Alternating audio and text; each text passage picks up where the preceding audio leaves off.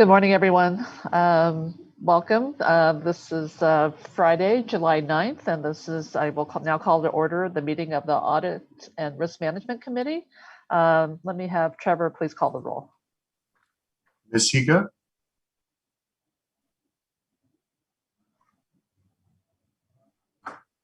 Ms. Yamamoto? Here. For the Director of Finance, Ms. Whitaker? Here. For the State Treasurer, Mr. Ruffino? Present. For the Superintendent of Public Instruction, Mr. Johnson? Here. Controller Yee, you have a quorum present. Thank you so much, Trevor. Thank you. Let me just note that there will be a public comment period at the end of each agenda item, and the time allotment and other items and other terms are subject to change and are at the discretion of the committee chair. So let's take up our first order of business, and that is approval of the committee agenda. Is there a motion? So moved. Okay. Motion by Mr. Ruffino. I'll second. Okay, seconded by Ms. Whitaker. Yes. Charlie, I have a question. Are we gonna, it's about item number 3 to be Yes. pulled off of, okay, is that the appropriate time to do that, or? Sure, we can do it now or at the time that the item comes up, but I'm Okay. happy to revise that now. There is a recommendation to pull item number 3 off of consent, the informational item, so there can be a discussion on some of the sub items in that agenda item. So why don't we do that now as part of the approval of the minutes? Okay, so The agenda. or excuse me, approval of the agenda. So Mr. Ruffino, approval of the agenda as amended. Yes. Second by Ms. Whitaker. Okay. Without objection? Okay, such will be the order. All right, our next item is the consent agenda action item. This is approval of the minutes of March 5th, and I do believe we have a couple of revisions on that, just minor revisions that were submitted to the staff. Just noting that the meeting was called to order by Lynn Paquin, as well as adjourned by Lynn Paquin, and those are noted on page 2 and page 4 respectively. Okay. And those edits have been made. Okay, great. Thank you, Brian. So without objection, then the minutes are approved from March 5th, 2021. Thank you. All right. Then we are now on to item number 3. This is a progress report on the 2020 Independent Auditors Report on internal control over financial reporting and the management letter. And we did pull this item, and I know one of the issues that we do want to have addressed is how the finding relative to the reporting of fair value and the hierarchy of the private equity co-investments have been addressed. There's been some progress made there, and we felt it was important to at least have a public discussion about that. So let me go ahead and turn it over. Maybe Julie, you want to take this? Be happy to. Thank you. Julie Underwood, Chief Financial Officer. So since the last report that you received on this significant deficiency, we've had several things progress on that. So one is we've implemented a new assessment tool for the preparation of the June 2021 financial statements. Now that tool assists staff in evaluating the fair value and hierarchy categorization for new private assets, and that'll provide us with more precision to the reporting process. We've also selected are in the final stages of completing the contract for a third-party vendor with investment reporting expertise. And this vendor will help us to evaluate our current processes and provide any recommendations for improvements. Now, we do expect this review to be completed by this December. Now, in addition, an independent valuation firm has completed its valuation review of the private assets identified in the audit, and they found no significant deviations from our initial reporting for June 2022. So that was good. And these valuations will continue on a semi-annual basis. So we do continue to make progress. And I did want to take this opportunity to thank my staff, as well as Chris's staff, for working together to address this issue. So with that, I'd be happy to answer any questions.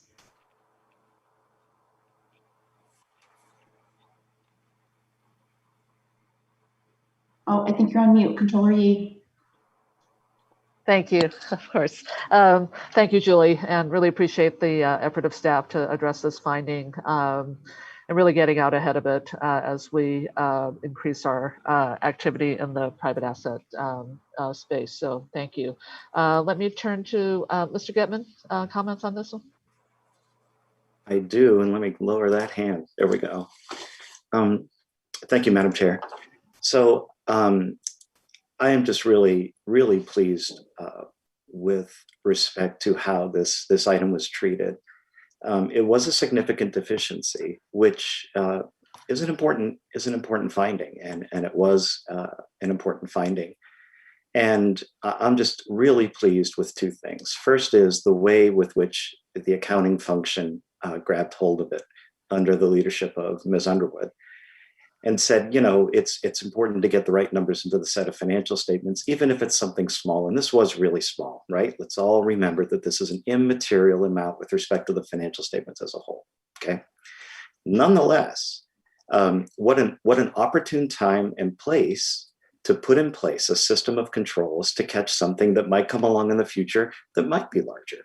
So this was just a really great time for something very small like this to crop up, and for us to say as an organization, for CalSTRS to say as an organization, hey, what can we put in place to deal with something? And so I'm just really pleased with the way accounting has handled it. Second, I think we need to recognize how well the investments branch handled it under the leadership of Mr. Chan. And of course, it all rolls up to Mr. Ailman, of course, but they just really, rather than trying to say, oh, it's small, don't worry about it, brush it off, that was not the case at all. In fact, it's exactly the opposite happened, which is they embraced it as an opportunity to put in place additional controls, some of which are independent observations that will happen twice a year, as mentioned by Ms. Underwood. And these mechanisms were not only embraced, but I believe that they were wisely chosen, and I suspect that they'll be highly effective. And so I see this as just a win-win-win for the organization. It uncovered something, it sort of nipped it in the bud, is I guess how I would word it. And it gave the organization an opportunity to improve on so many dimensions. This is particularly important because private equity will possibly become a more significant part of the portfolio.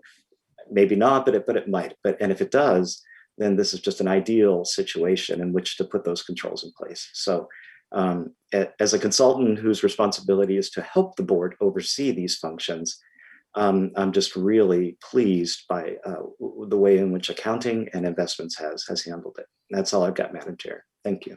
Thank you very much, Mr. Getman. Chris, I see you on. Thank you for your early attention to this as well, you and your team. So just really pleased with the address of this finding and really setting the path for just not running into problems later on down the road. So appreciate that. Any other comments from committee members on this item? Karen, Ms. Yamamoto. Hi, thank you, Madam Chair. My questions are about the attachment 1, the blue section, I guess, the next page, page 3. Uh-huh. And I'm looking at the middle column, the second paragraph, and you talk about the training services. So besides the training, what is the progress on guidelines for employers, specifically with regard to the DB and DBS reporting? And so it wasn't clear to me how that's going to look. And then on the third column, you know, what do the job aids include? Are they computer-based training only? Are they documents? Things like that. Is that an appropriate question to ask at this time? Sure, absolutely. Let me, I'm going to just hang on one second and see if Ms. Whitaker's question relates to the first issue that we spoke about. Okay, and then Karen will get to your question on Okay, the sure. member data. Okay, Ms. Whitaker, yeah, Jennifer. Thank you. Just a quick question on the, this is for Julie, the third-party vendor that's going to be hired for expertise. In the actual finding, it says that this engagement effort will be completed by December 2021. Does that mean that this this third party is only for this period, or will they continue on to assist in this effort to ensure that there's someone else looking at it to ensure that we're within the number? For this scope of work, it's just a one-time review only of our internal controls. Okay. So we weren't planning on doing it on a regular basis, but we could certainly reevaluate it after the initial review is completed to see if that would be something that would be necessary on an ongoing basis. So does that mean that the tool that's being put in place and the other controls in place will not necessitate the third-party vendor in future years? That's what we're hoping. And we just wanted them to come in and just take a fresh eyes approach and look at it and just to make sure we weren't missing anything. But the tool will continue. Okay. Because that's a staff tool. Okay, thank you. You're Right. welcome. I'm sorry, if I could, I'd just like to point out that on the attachment there in the third column, in the second paragraph, the last sentence there, it says that those co-investment valuations and those reviews will continue to be performed on a semi-annual basis. And so it is something that the investment office intends to continue with and to always have that additional oversight. I think it's important because there was a lot of discussion yesterday about these co-investments. And so it is another set of eyes that they do intend on having review those valuations. Yeah, no, thank you, Larry, for that. So I think that's a great address of the finding. And I think Ms. Whitaker's question was really with respect to the scope of work of the consultant that we would be bringing on board. But Julie, thank you for the response to that. Let's see, Bob, did you have a comment on that? Yeah, just real quick. That's a great question, Ms. Whitaker. But there are actually two. There are two reviews going on, and so the specific one that you asked about, that is a one-time review, but that's intended to help us more, I would say, with the accounting and the control system. Whereas the one that will help us with appropriate valuations, that will be ongoing. And my understanding is it's twice a year. So these are really two different things. And so I agree with the approach that's taken. Once we figure out, I mean, Ms. Underwood knows what she's doing, but nonetheless, it's nice to bring someone in and say, hey, you know, am I getting this right with respect to recording these transactions into the system? But once we get that down, there's really no need, in my opinion, to come back next year and say, well, are we still doing the accounting right? Once you get that, you've kind of got it. Whereas the valuations, of course, are subject to annual change. Oh gosh, actually daily changes in value, right? So it's more important in that environment to have a consistent ongoing. So that's a great question, and it highlights the distinction between these two features. And I think they're taking the right approach. Thank you, Madam Chair. Great, thank you. All right. Any other comments or questions related to the reporting item? Mr. Ruffino, right? Thank you, Madam Chair. Just a quick comment. The treasurer is pleased and want to echo the comments from Dr. Yetman on the work that the staff, particularly Ms. Underwood and Chris, in placing these new internal controls and detecting early on. So great work. Just wanted to echo again how pleased we are and and congrats on the good work. Thank you, Madam Chair. Thank you, Frank. All right. So Karen, let's get to your item, and this relates to the repeat finding on member data that you're referring to, right? Yes. So Larry, you want to respond to that? Well, the particular details of those guidelines and things like that should really be addressed by our employer services area. To reach out to see if they were available to address it more specifically. Okay.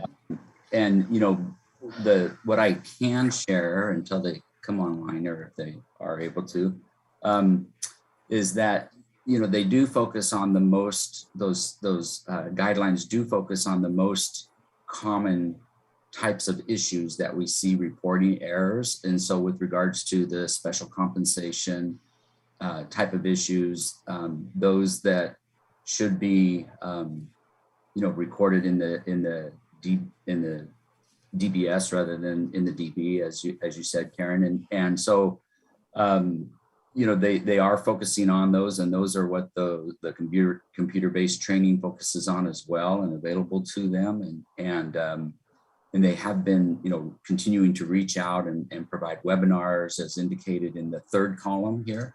The second column was the status as of January, and then as of June. So you can see that they have made some progress there. And I tried to see if Jeff was available to address more specifically, but I haven't received a response back yet. So we can reach out to him though, and try to provide you a better response, and I can facilitate that if you'd like, and give you some more specifics with regards to it. Okay, Cassandra, I see you on. I sent him a note, and if he comes back on, then we'll have him pop in and answer the question a little bit more in detail than what we're able to answer right now. Right. Okay. Thank you. Thank you, Karen. Any other questions or comments on this item? Okay. Karen, we'll return to that item when we have the appropriate. All right. Thank you. Team member. Or we can do it offline if it's not appropriate. Right okay. now. All right. Sounds good. Okay. Thank you very much for the report on item number 3. Let me see. Are there? I should see if there's any public comment on this item. Gur, let me turn to you. Is there anyone in the queue to speak on? There are no callers in queue right now for this item. Okay, thank you very much. All right, let's move on to item number 4. This is an action item related to the 2021 internal audit plan. This is our mid-year progress report. Let me turn to Larry and to Roseanne for the report. Good morning. Thank you. Thank you. This is our, as indicated, this is our mid-year progress report on our audit plan. And normally Mike Dutel is with us, who's over our employer audit section, and he provides an overview of that. He's out today he had a medical procedure, and we just wish him the best and a speedy recovery, and he should be back with us next week. And so I'll provide an overview of the employer audit results, and we continue to make good progress. As of mid-year, we've completed 57 of our 106 audits that are in the plan, and primarily the focus has been on limited scope audits. We completed 42 of those and 15 full scope audits. We have about 100 audits that are in progress right now. Most of those are the limited scope audits.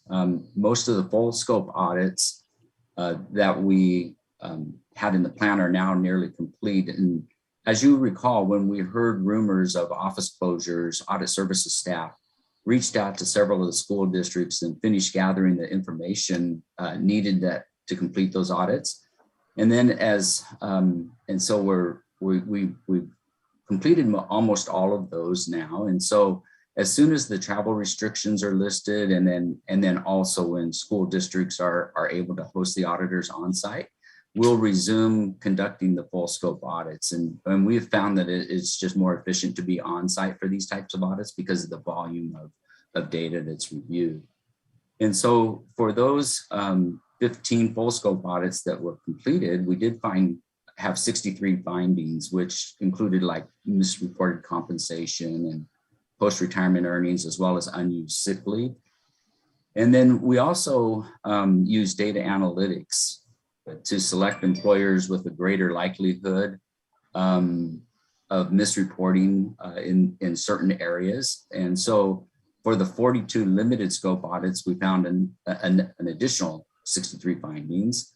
And most of that, 61 of those, focused on special compensation. And so that was the issue that was really identified. And so overall, we had 126 findings that impacted 64 retirees and 289 active members. And so the focus remains on trying to correct the active member misreporting, so that it doesn't become a problem later on. And then additionally, 41 out of the 57, or 72%, of those audits had at least one systemic finding. And employer services continues to reach out to the employers with systemic findings to assist with the corrections, and then also to provide training as necessary.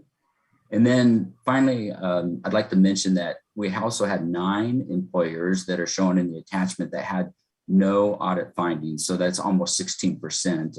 And so that I think is terrific. And then we're also making good progress in correcting the audit findings that are identified in the reports. And during this last first half of the year, 94 from both the previous and current year were resolved. And so 162 remain in progress.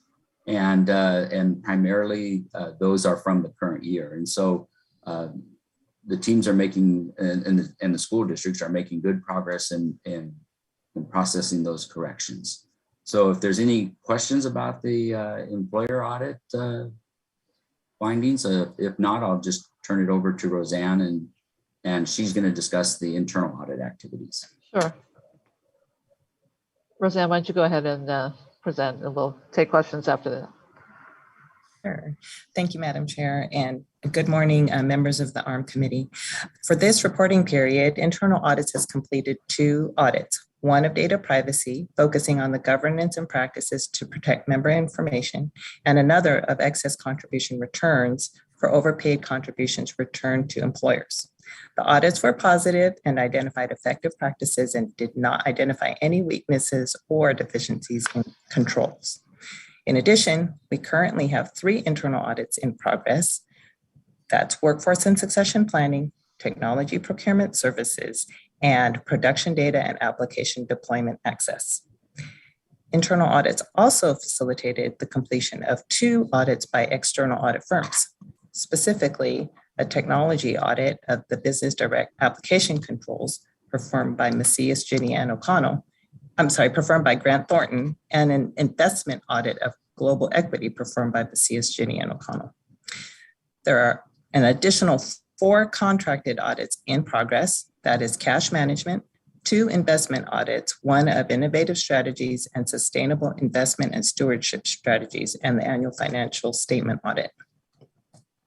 I'd like to highlight some results from our completed audits.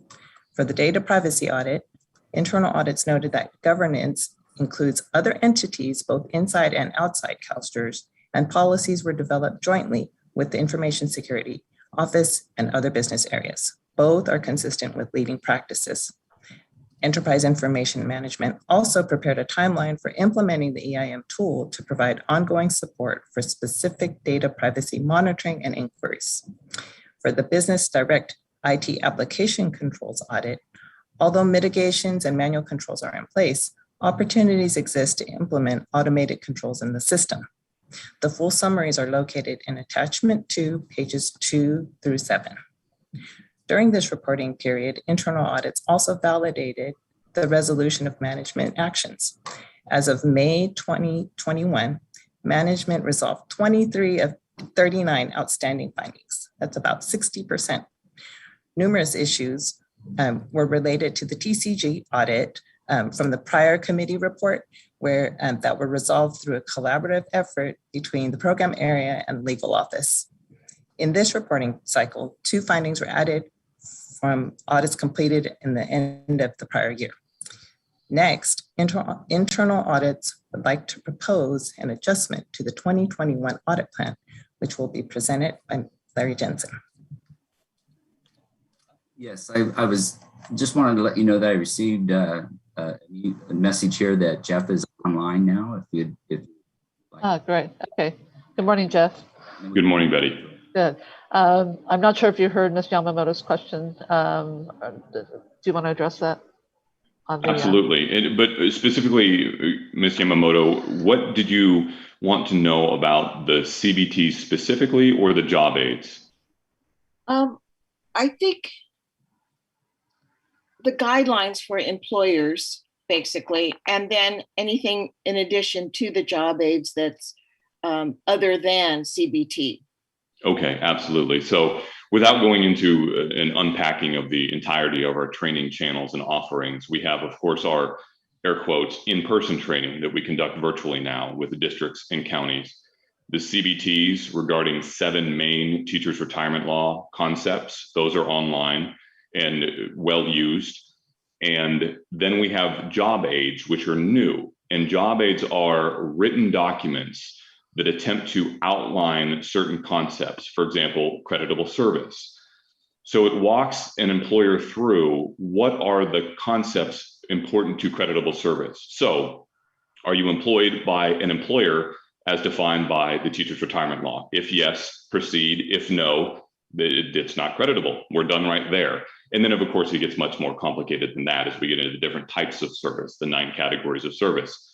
So those job aids are attempt to walk through what are potentially complicated topics around service and compensation. So now it doesn't get at every nuance of reporting. There are still outliers and very complex questions at a particular district or at an employer that we do, of course, handle on an ad hoc basis. If they have calls to us, we answer their question and provide them guidance about how to report that particular service or those earnings. So in short, the 3 main ways that we communicate formally with training is that virtual training, which will again be someday in person, the CBTs, and also these job aids, which is more of a written, I don't want to call it guidelines because we're not quite there yet, but it's certainly guidance about how to walk through these concepts when reporting. And then, of course, we're always there. We do our outreach and our conference calls with the employers to see if they have any training needs.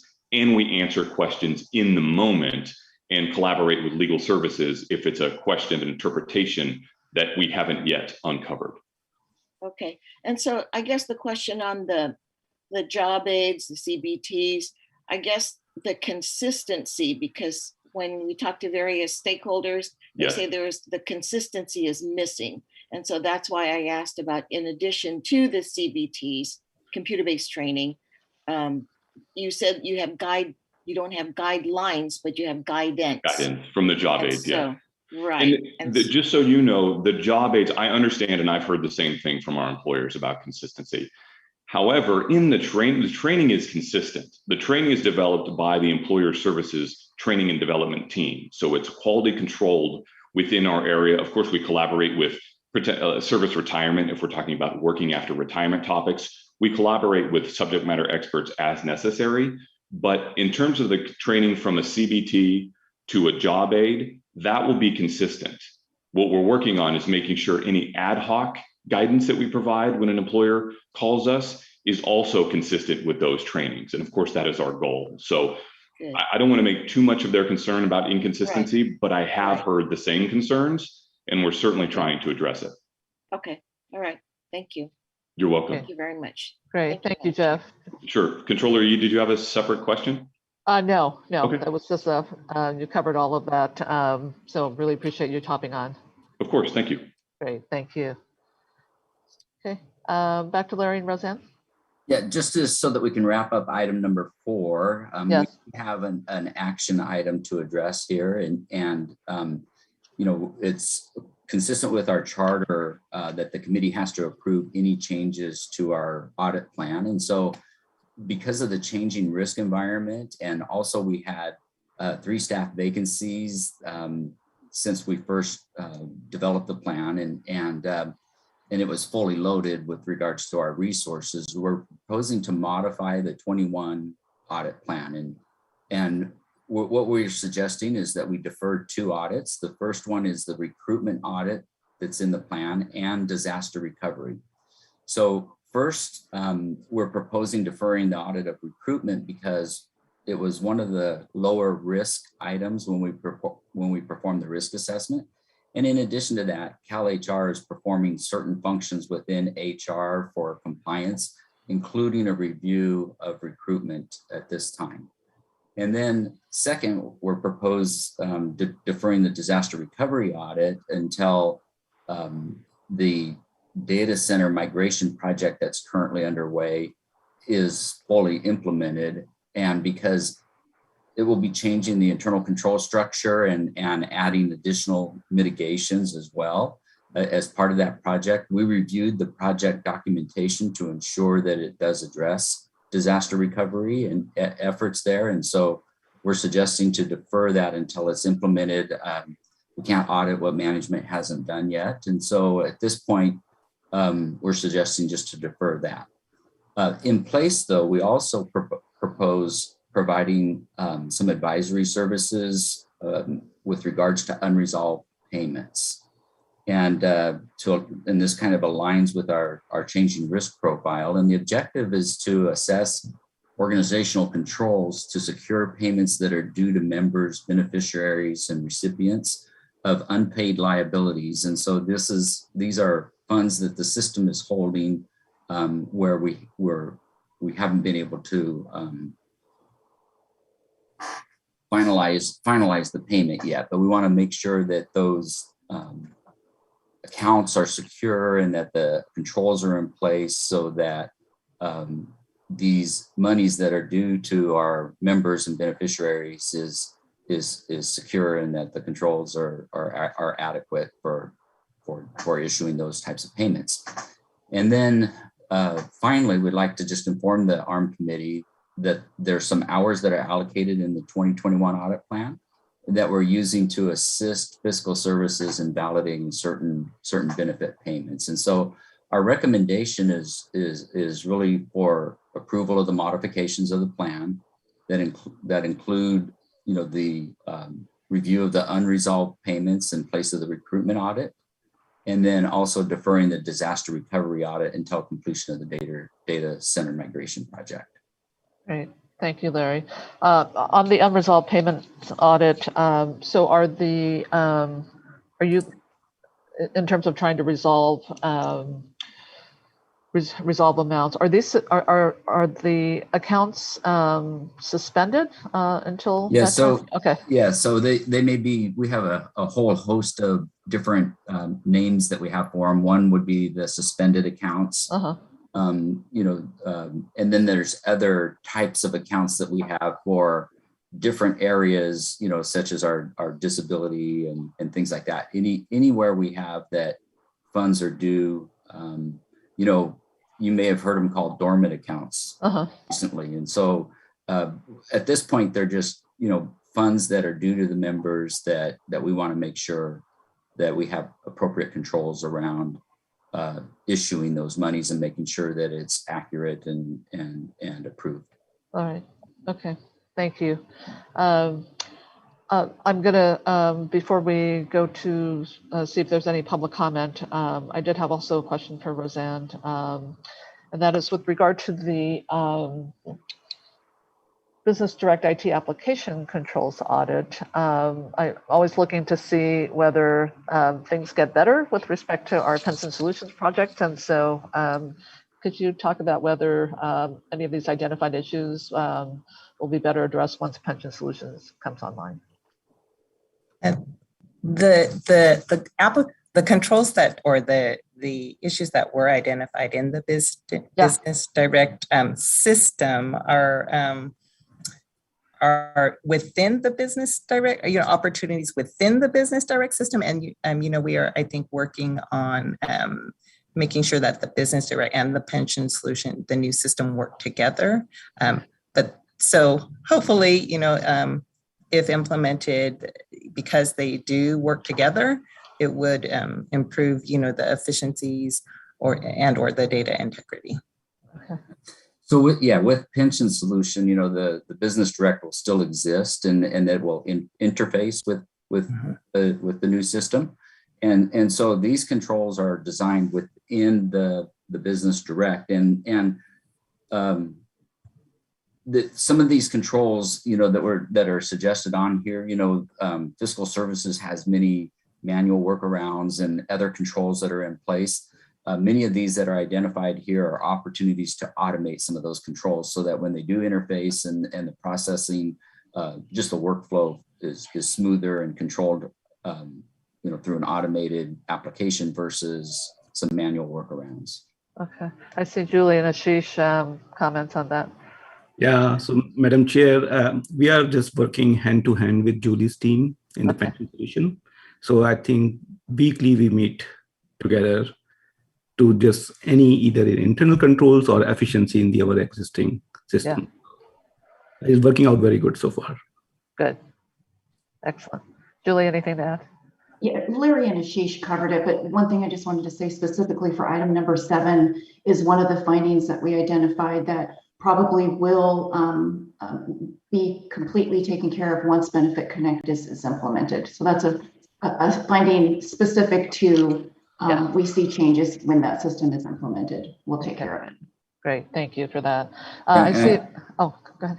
I just would like to add those that appear to be the most serious issues. Fiscal Services immediately addressed those and implemented those controls right away. Good. Even before issuance of the report. So we think that was great. Thank you. Terrific. Ms. Whitaker, you have a question? Thank you, Madam Chair. And thank you to all the hard work that the audit team does. I do have a question for you, Larry. On the plan has, it was the first bullet on page 2 that said that there's 106 employer audits in the plan, and then there's 103 that are in process. And since this is the mid-year check-in, what is the likelihood or number of audits do you think that will be completed by the end of the fiscal year? Because it's almost the amount that was in the plan that are pending or in progress. Yeah, and so we've completed 57 to date. We had 106 in our plan, so I expect that we will achieve that goal. And so, there's always audits that are in progress because some of these will take 3 to 5 months to fully, before we can issue a final report. And so, in order to obtain that goal, we kind of manage we'll call it our pipeline, if you will, of these audits that are in progress to ensure that, we obtain the goal. And I think that, generally, in order for us to meet it, I think that, about half of those that are in progress will have to be resolved.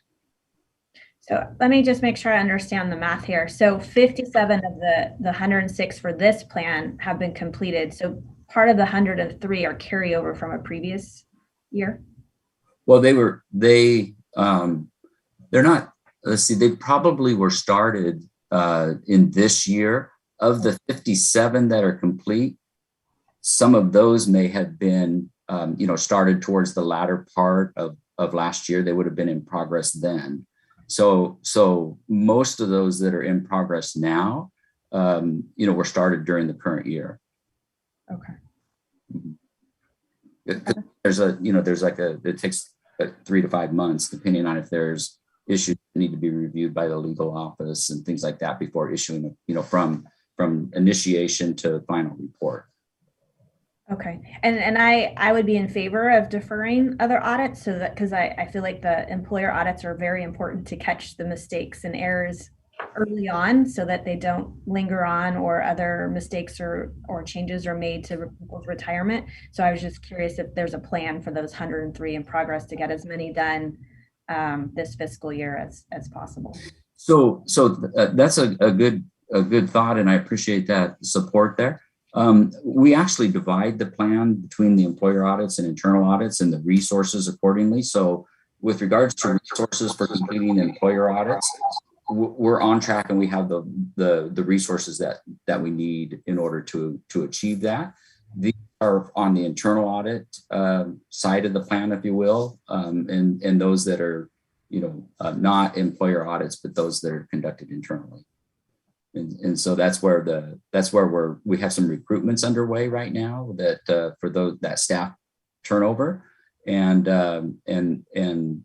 but because of those deficiencies, and then also because of the change in the risks, that's why we're suggesting that when we create the plan, we fully load the resources, and so we count on everybody being there. And if we have a turnover like that, then it can impact our ability to achieve it. Okay, thank you. Thank you, Ms. Whitaker. Mr. Bartow, I see you have your hand raised. Yes, thank you. So I think this is the right place to address it since Larry mentioned the charter and revisiting the work plan. So I'm addressing this as the general counsel to the committee. Every year Audits does a risk assessment and comes out and speaks with us, and they speak with me as part of that process. And every year, for at least the last 4 years, I have specifically requested that they audit internal procurement processes within the branch level, that we have individual branches that are doing their own procurement processes. And when we get the draft contracts up in legal, we see recycled language, we see old contracts, we see scope of work that may not be adequately described or that may be stretched. And so since I haven't been able to get audit services to do these internal audits that I've asked for every year, I thought I would address it to you. It is, to me, it is a significant legal risk when we have a decentralized contract and procurement process. And so I do think, I know that your responsibility is to help allocate the resources. And I just wanted to, I want to place this sort of as a flag, if not this year, next year. To me, this, as the chief legal officer of the organization, this is a high priority. I don't necessarily have visibility when technology services starts drafting a contract or enters into a contract, or other branches, and I want to know what procedures and policies and internal controls they have in place. So again, this is a request I'm making to the committee. And, you know, I related to this, and I know we haven't gotten to it yet, but item 6 is, you know, a quality review. And on page 19, I noticed all the folks that were interviewed, and it did not include the general counsel, nor did it include the board's consultant. So I'm very concerned that this legal risk isn't being adequately addressed. So thank you. Thank you, Mr. Bartow. These are issues raised that are tangential to the item at hand, but they are important issues. I would ask that Mr. Jensen, if you'll take them back, and happy to take the conversation offline in terms of what we can do to begin to address some of these. I'm happy to do that, and I will. I would, however, like to point out to the committee and also to Brian there that you know, we heard you, Brian, and you know, I think Roseanne mentioned that we have a technology procurement services audit that's in progress right now, and so we are trying to address your concern. You know, based on our resources, we thought that we'd start with the IT area. We, in fact, just had an exit conference, and so we're wrapping up a preliminary exit conference, and so we're wrapping that up, and we'll be issuing a report here shortly.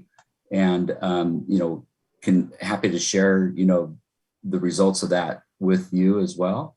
And so we're starting with procurement services, and I think that, you know, in next year's plan, we'll also be looking at other areas in the organization with regards to their procurement activities. And so, you know, we are trying to address it based on, you know, the risk assessment that's performed, and trying to address those risks. And if I might, you know, just with regards to the interviews that the quality assurance team conducted, you know, that was a random sample selection that it wasn't, you know, my suggestion or anything like that. I don't know exactly who they reached out to. So, you know, until I saw the report myself. And so trying to address those concerns, but I just want to let the committee know, and also Brian, and then happy to have, you know, further discussion with you with regards to specific areas and the controls that we're reviewing and identifying.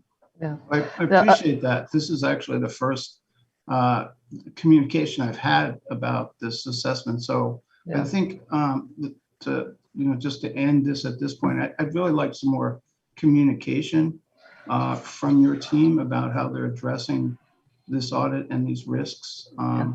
So I think you're right, Betty. I think we can take this offline. I want to follow up and see exactly what pieces we're looking at. So sure, no, and I appreciate you raising it, and thank you for the response, Larry. Let us do some more work on this. It also suggests to me that sometimes decisions perhaps are being driven by resources available, and I want to be sure those are aligned with priorities that really need to be addressed that pose some potentially extraordinary risks. And so let us have that conversation. I'm happy to be a part of that too. So I will coordinate just the conversation going forward about how we look at that. Before we go to public comment, we have a question by Mr. Ruffino, and then I'd like to turn to Mr. Getman before we go to public comment.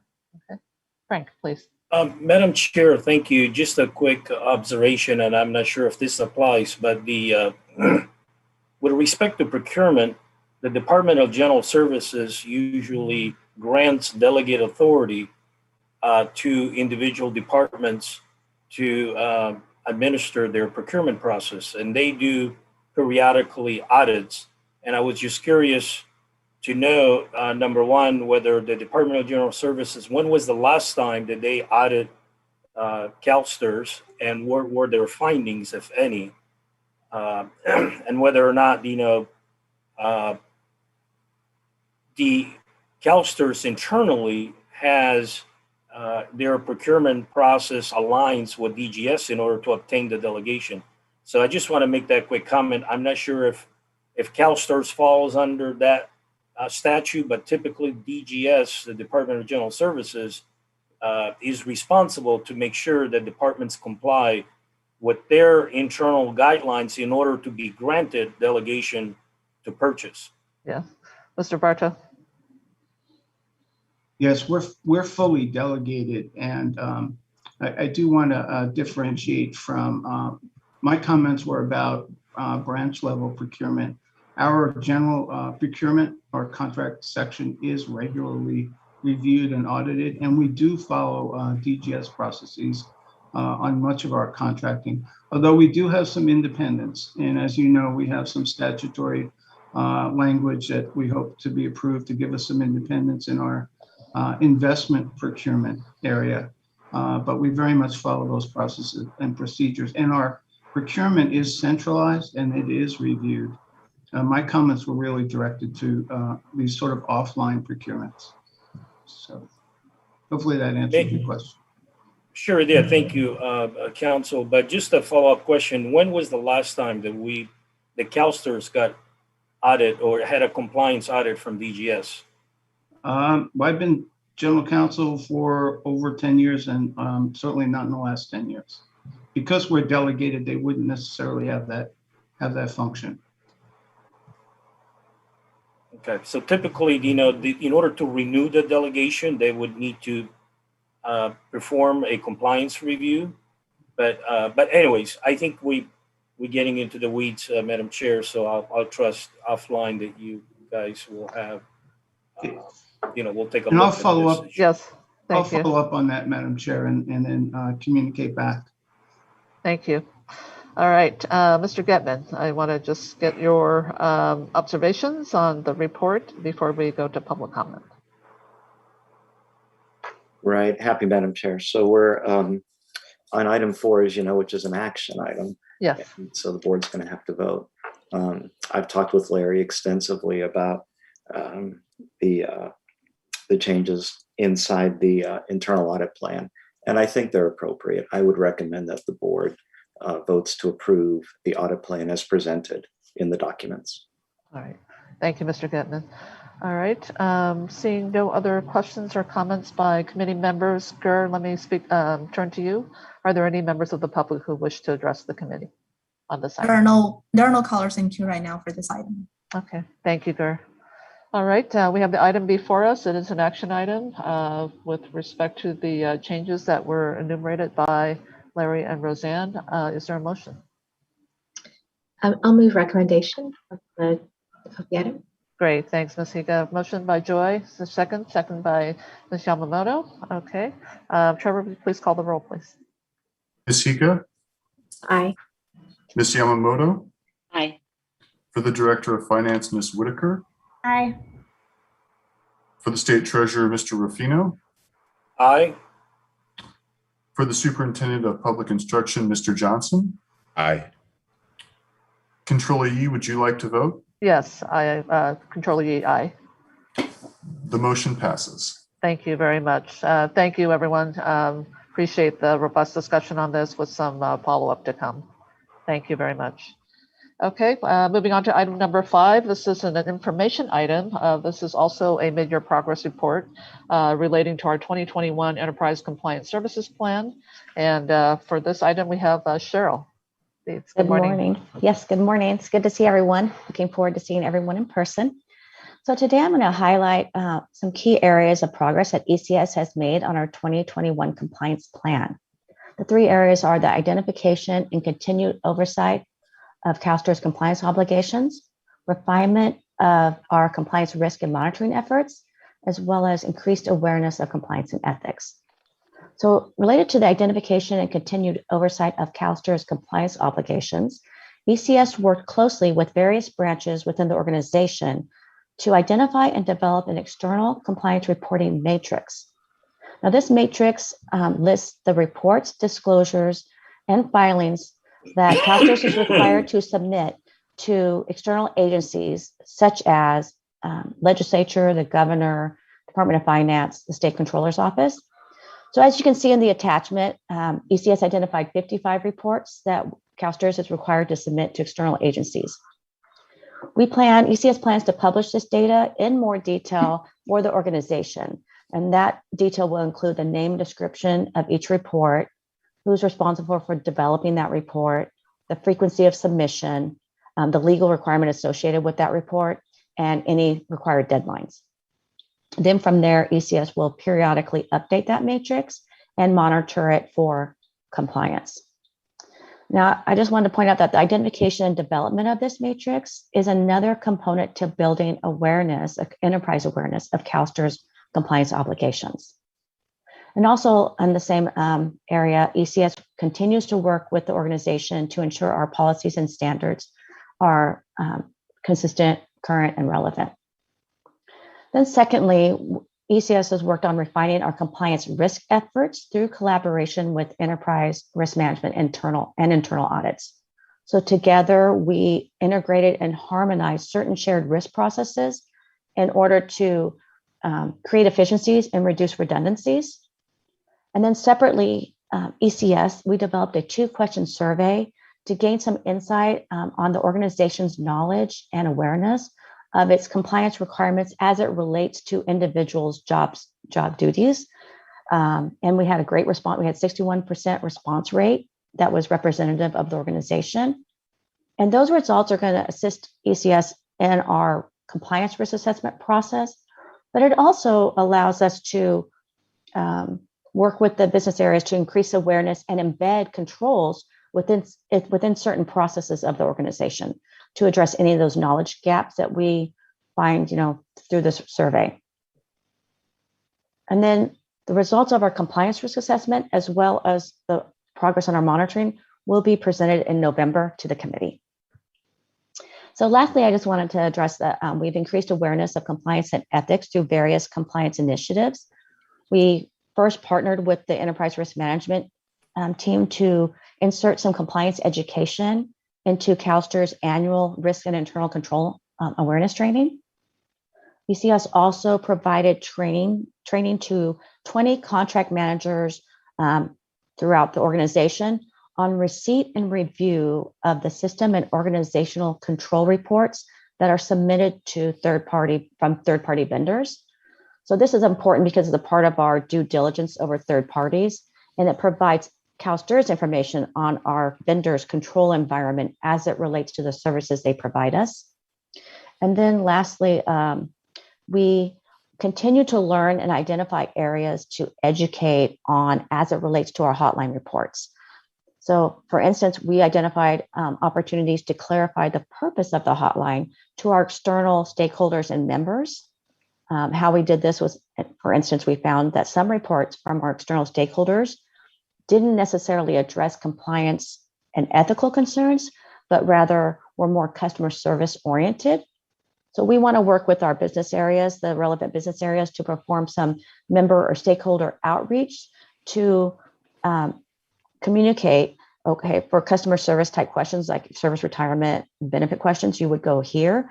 But if you have a compliance or ethical concerns such as pension abuse, then this is how you would reach out with the hotline.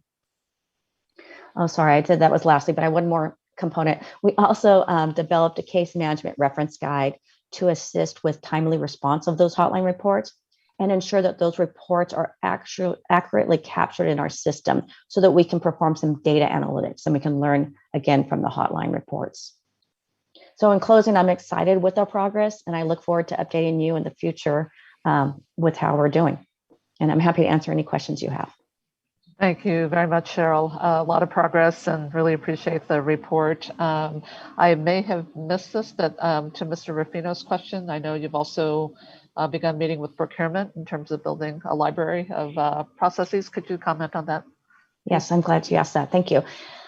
So they're one of the first areas that we're working on. And as we build that library, we're trying to understand, and it's funny because Brian mentioned contract management, and that's the first item on my list, is to understand the higher level processes and their regulatory requirements, the controls related to it, so that we can then try to work with them on embedding controls, maybe making it easier for the contract managers even that are not in that centralized in the procurement itself, to make sure that we're meeting our compliance obligations. So it's a new thing. I just went to a training. It was great. And it talks about how do we reduce judgment and then just embed those controls where we just can go ahead and know, yep, this is when we do this, we need to do that. So we're gonna first understand that process, and then together work with procurement, legal, any other stakeholders to see where it would be a great opportunity to embed controls. Thank you very much. All right. Are there questions or comments? I have one.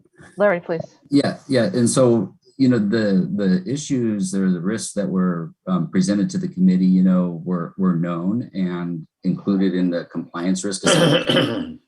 and we've had some discussions about how does audit services and compliance services coordinate those activities and what's the differences and things like that. We knew that compliance was going to be, providing this type of monitoring over the procurement controls. And so one of the things we talked about was, let compliance kind of do their job. And then if there is some significant deficiencies that are identified, the compliance area will inform us, and it may, trigger an audit at that point in time to really do some testing on the effectiveness of the controls and the adequacy of the controls. And so I think it's working, and it seems to, the collaboration is strong, and we're monitoring what each other are doing. And so I think, through that kind of an approach, I think we're going to get there.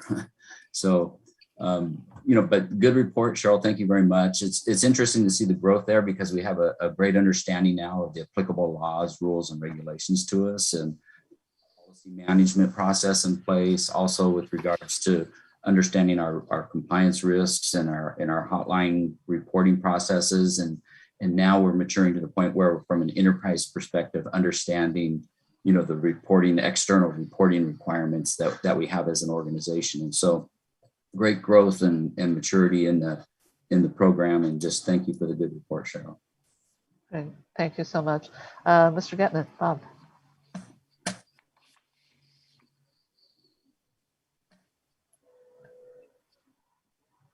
Sorry, I was on mute. Thank you, Madam Chair. I continue to be pleased with the progress we see in the compliance function. It's as we all know, it's a fairly new area for the organization. Not compliance, but a separate compliance function is fairly new for the organization. And Cheryl stepped into it and has really taken ownership of it. And as you know, whenever you take on something as big as compliance, the biggest problem you have up front is trying to scope out exactly what it means and how it fits the organization, right? And that's the hardest part, I think, which was, there's a lot of writings on what compliance is and what compliance means.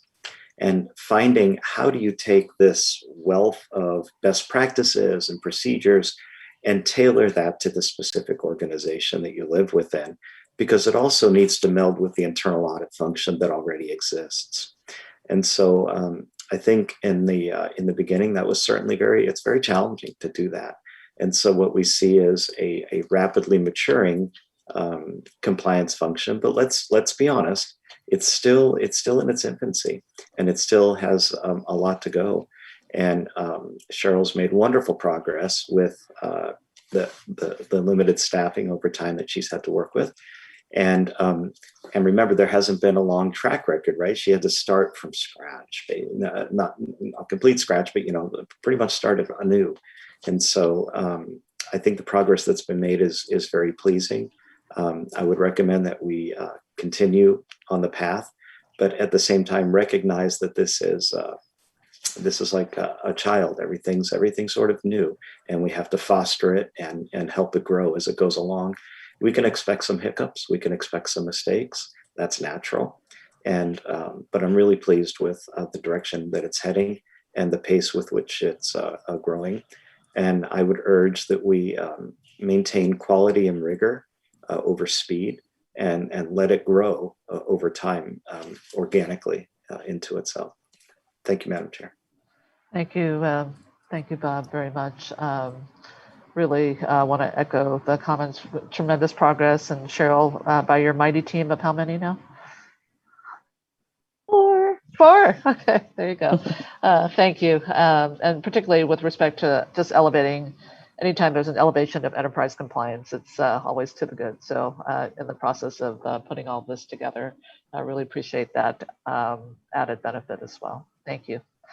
All right, thank you. We will receive that report.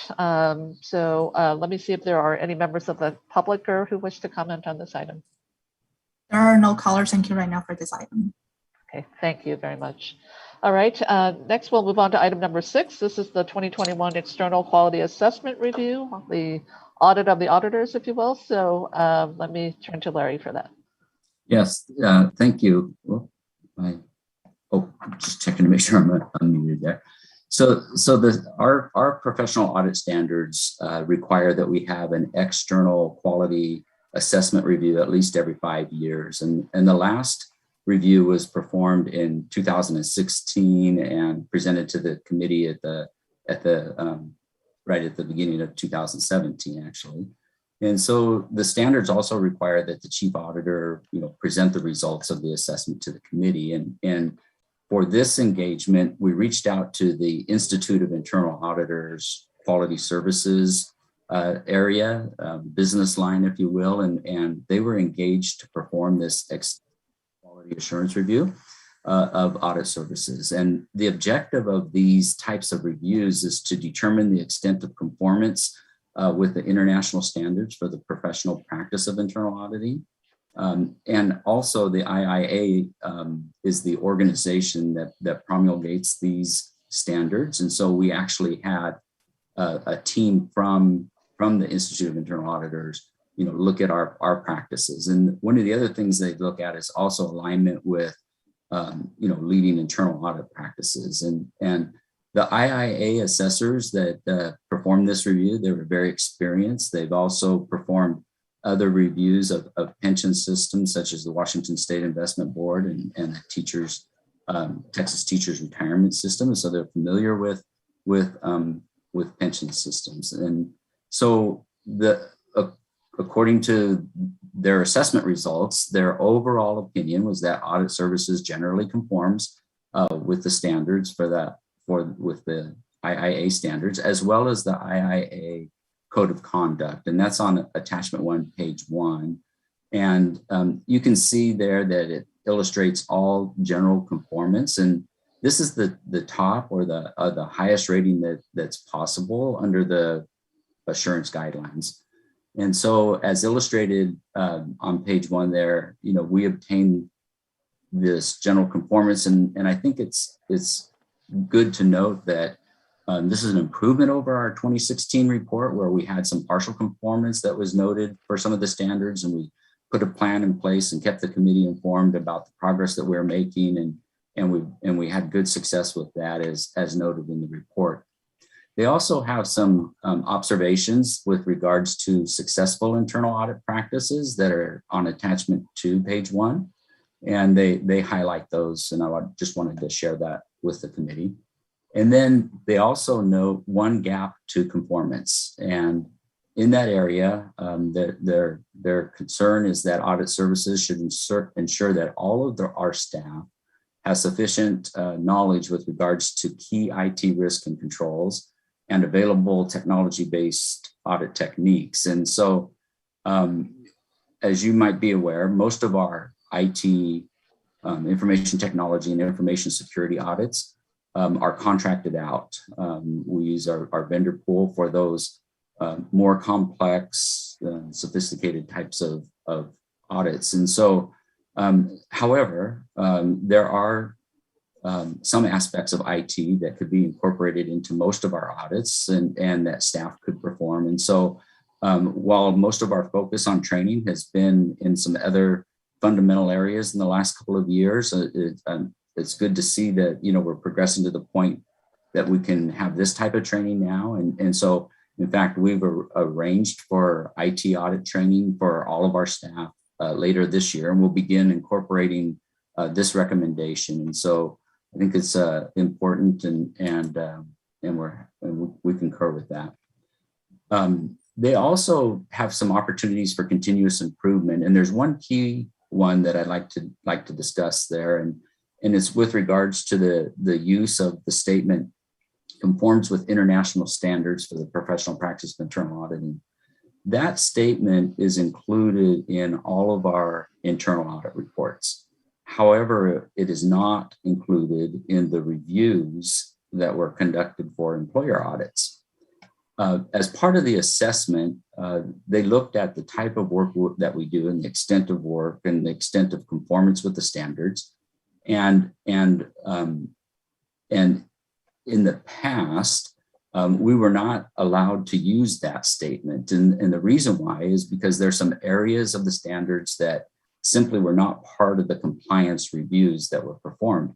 In other words, we're not doing a fraud assessment of the employer, and we're not also looking at all of their internal processes and evaluating their internal control structure, right? And so we were not in the past allowed to use that. In the last couple of years, the IIA has changed their opinion with regards to that, and has said that if you substantially conform with the standards, that we can use that statement in our employer audit reports. And so we will be doing that going forward. And in fact, we will no longer call them reviews as we have in the past.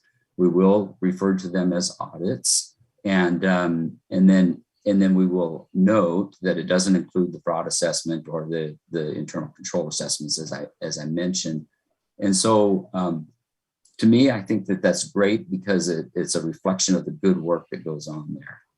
And then they also focus on continuing to mature our data analytics and use of automated tools, as well as suggesting that we reach out and market our services a little more throughout the organization. And one of the things that they did was they did conduct a survey, that went out to all of our directors and managers and received input from them. And so it was very comprehensive. We concurred with all of the recommendations there, and it really, is something that we will work for. We will work towards implementing these recommendations and improving, continuing to grow and mature our processes internally as well, and keep the committee informed of the progress that we make. And we have an ongoing quality improvement program, and we'll just incorporate it into there. And so the full report, while these are just some excerpts from the report, the full report is posted to Diligent now. And so the board does have access to that full report. Thank you very much, Larry. And thank you for making the report available as well. Very helpful to have it as just sort of a touchstone with respect to some of the observations that were made. I don't see any questions. Bob, let me turn to you. Yeah. Thank you, Madam Chair. I would encourage the board to take a glance at the full report. It's not that long. It's not an afternoon of enjoyable reading, I understand, but I think going through the report will provide a good understanding of exactly what this audit was all about. It happens every 5 years under IIA standards, and the IIA organization sets the standards for how internal audits should be conducted. And so Larry chose to get that very same organization to do an audit of their own standards. You don't have to use IIA as the auditor. You can you can hire an accounting firm, an external accounting firm to come in and do these audits if you want. But really, I think it's nice that the IIA actually did this audit because they wrote the standards and they don't miss a thing. So really, you only want to bring these folks in to do an audit if you're pretty sure you're in good shape. So that alone would be a pretty strong signal. When you ask these guys to do the audit, you better have your ducks in a row because they're not going to miss anything. After all, they wrote the standards. The second thing I think is important to understand is what this really is an audit of. It was not an audit of CalSTRS internal control systems or financial reporting systems or legal reporting systems. It was not an audit of those items at all. Instead, it was an audit of CalSTRS' internal audit function and how the internal audit team conducts its audits. Is it up to snuff with respect to training and procedures? And so the IIA decides the scope of the audit and what procedures they conduct and who they talk to in accordance to their own standards. And these standards, as I said, are designed to give the board assurance that the internal audit function is following standards. That means that they're meeting those standards with respect to how internal audits are performed. So it's not an audit of the organization itself. And I think that's an important distinction to understand. Next, I'd like to point out, I think a little accounting humor here. So if you go to attachment 1, item 6, page 1, there's 3 columns, right? It says generally conforms, partially conforms, and does not conform. And some of you might be wondering, well, where's the column that says it actually conforms, right? Where's the column that says, oh, things are good? Well, being accountants, we don't like to have columns like that. So generally conforms is the highest level you can possibly get. There is nothing higher than generally conforms. Only an accountant would use the term generally conforms to mean it meets the highest standard that it does. And second, if you look down, you'll see there's an X in every box of the generally conforms. And as Larry pointed out, 5 years ago in 2016, that was not the case. And then, in fact, if we go back even deeper, for those of us who have been around that long, there were some nonconformities. And so what we've seen is a rapid increase under Larry's guidance to where we are today. And that is just a real feather in Larry's cap and then in internal audit as well. And of course, Cheryl was, since moved, but played a role in that as well. So I wouldn't want to leave her contributions out as well. So this is not an action item. However, I am greatly pleased, and the board can expect to see a similar report. Hopefully it'll be just as great coming through 5 years from now. And 2026. Great, thank you, Bob, very much. Okay, so let me turn to Gur. Any public comment on this item, Gur? No members of the public for this item. Okay, very well, thank you. Thank you for the report, and just really pleased with the observations, and thank you also for making it available on Diligent for the committee members and the board to access.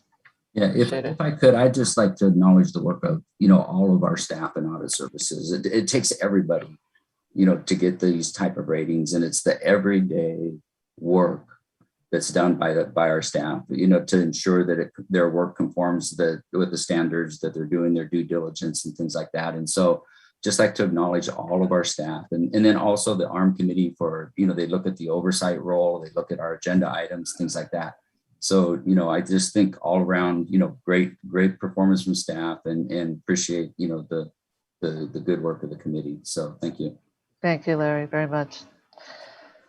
All right, we are now on item number 7. That's the draft agenda for the next committee meeting, which will be our November meeting. This is our crunch meeting, as I like to refer to it. Quite busy. Any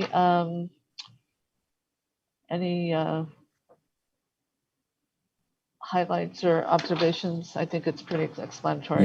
Yeah. These will review. Well, Crow will be with us. They'll Yes. be, presenting their opinion as well as the results of the financial statement audit.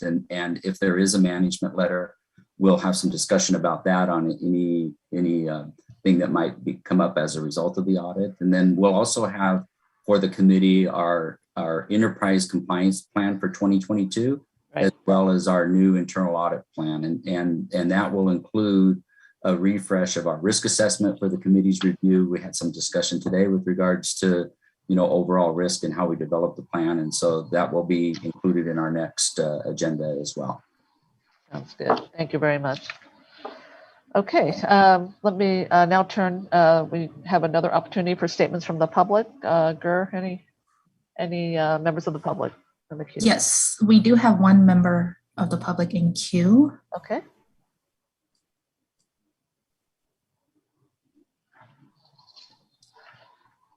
Good morning.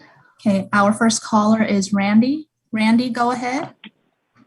Yes, thank you, Madam Chair and members of the board. I was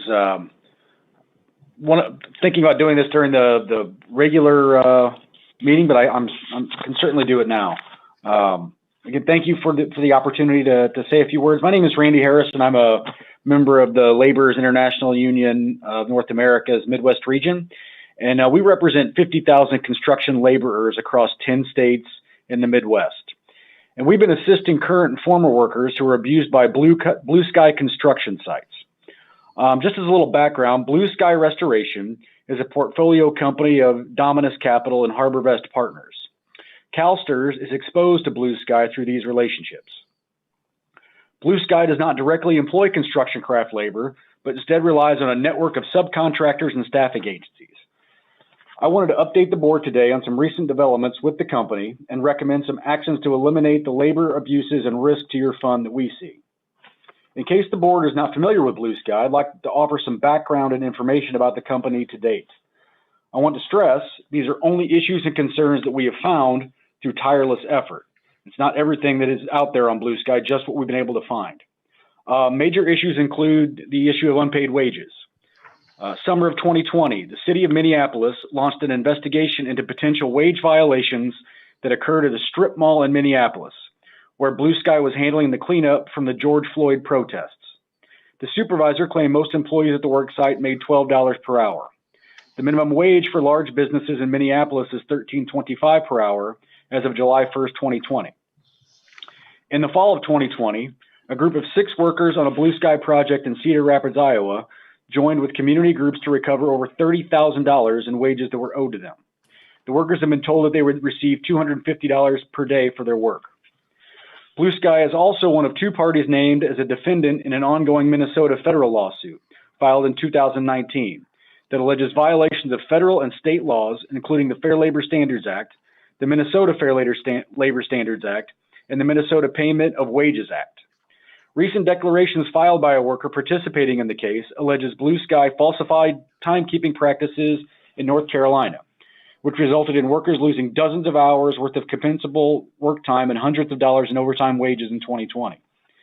We also have the issue of failure to pay subcontractors. In March 2021, Blue Sky I'm sorry? You have 30 seconds, Randy. Oh, you only get 30 seconds. Okay. Yes.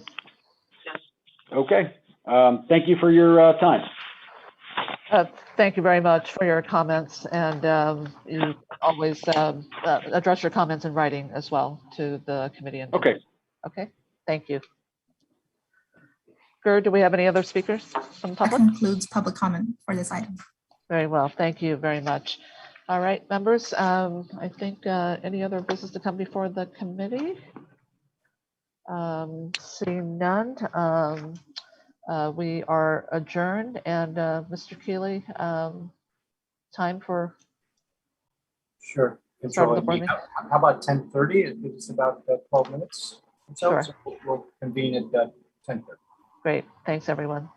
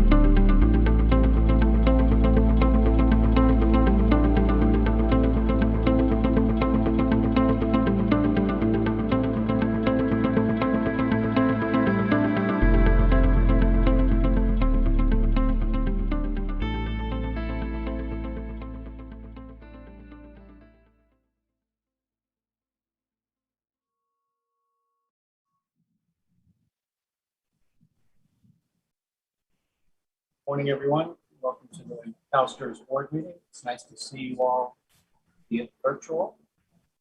Can't wait for us all to be together in person again sometime, hopefully sooner rather than later. We have staff who can take the roll, please.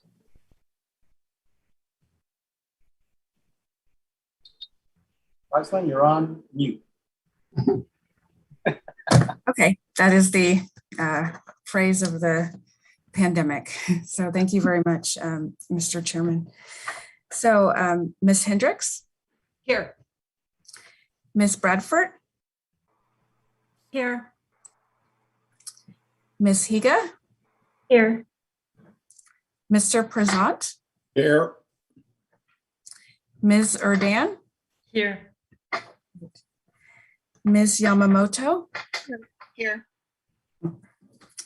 Okay, and so I'm sorry, who will be will that be Ms. Whitaker representing The Department of Finance, yes. Department of Finance? Thank you. Here. And so then, let's see, it's hard to see you guys. Mr. Ruffino, representing. Present. Great, thank you. And then Mr. Johnson, are you representing Mr.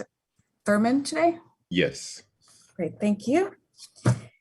And then Controller Yee. I'm here. Great, thank you very much. So Mr. Chairman, you have a quorum. Thanks, Ms. Bell. So as we all know, our meetings are live streamed. After each agenda item, there will be 10 minutes for public comment, and then there will be a general public comment at the end of the meeting for up to 30 minutes. Live stream, so if you're under 18 years of age, we ask that you just mention your name and no other information, and you will not be video taken. With that, entertain a motion to approve today's agenda.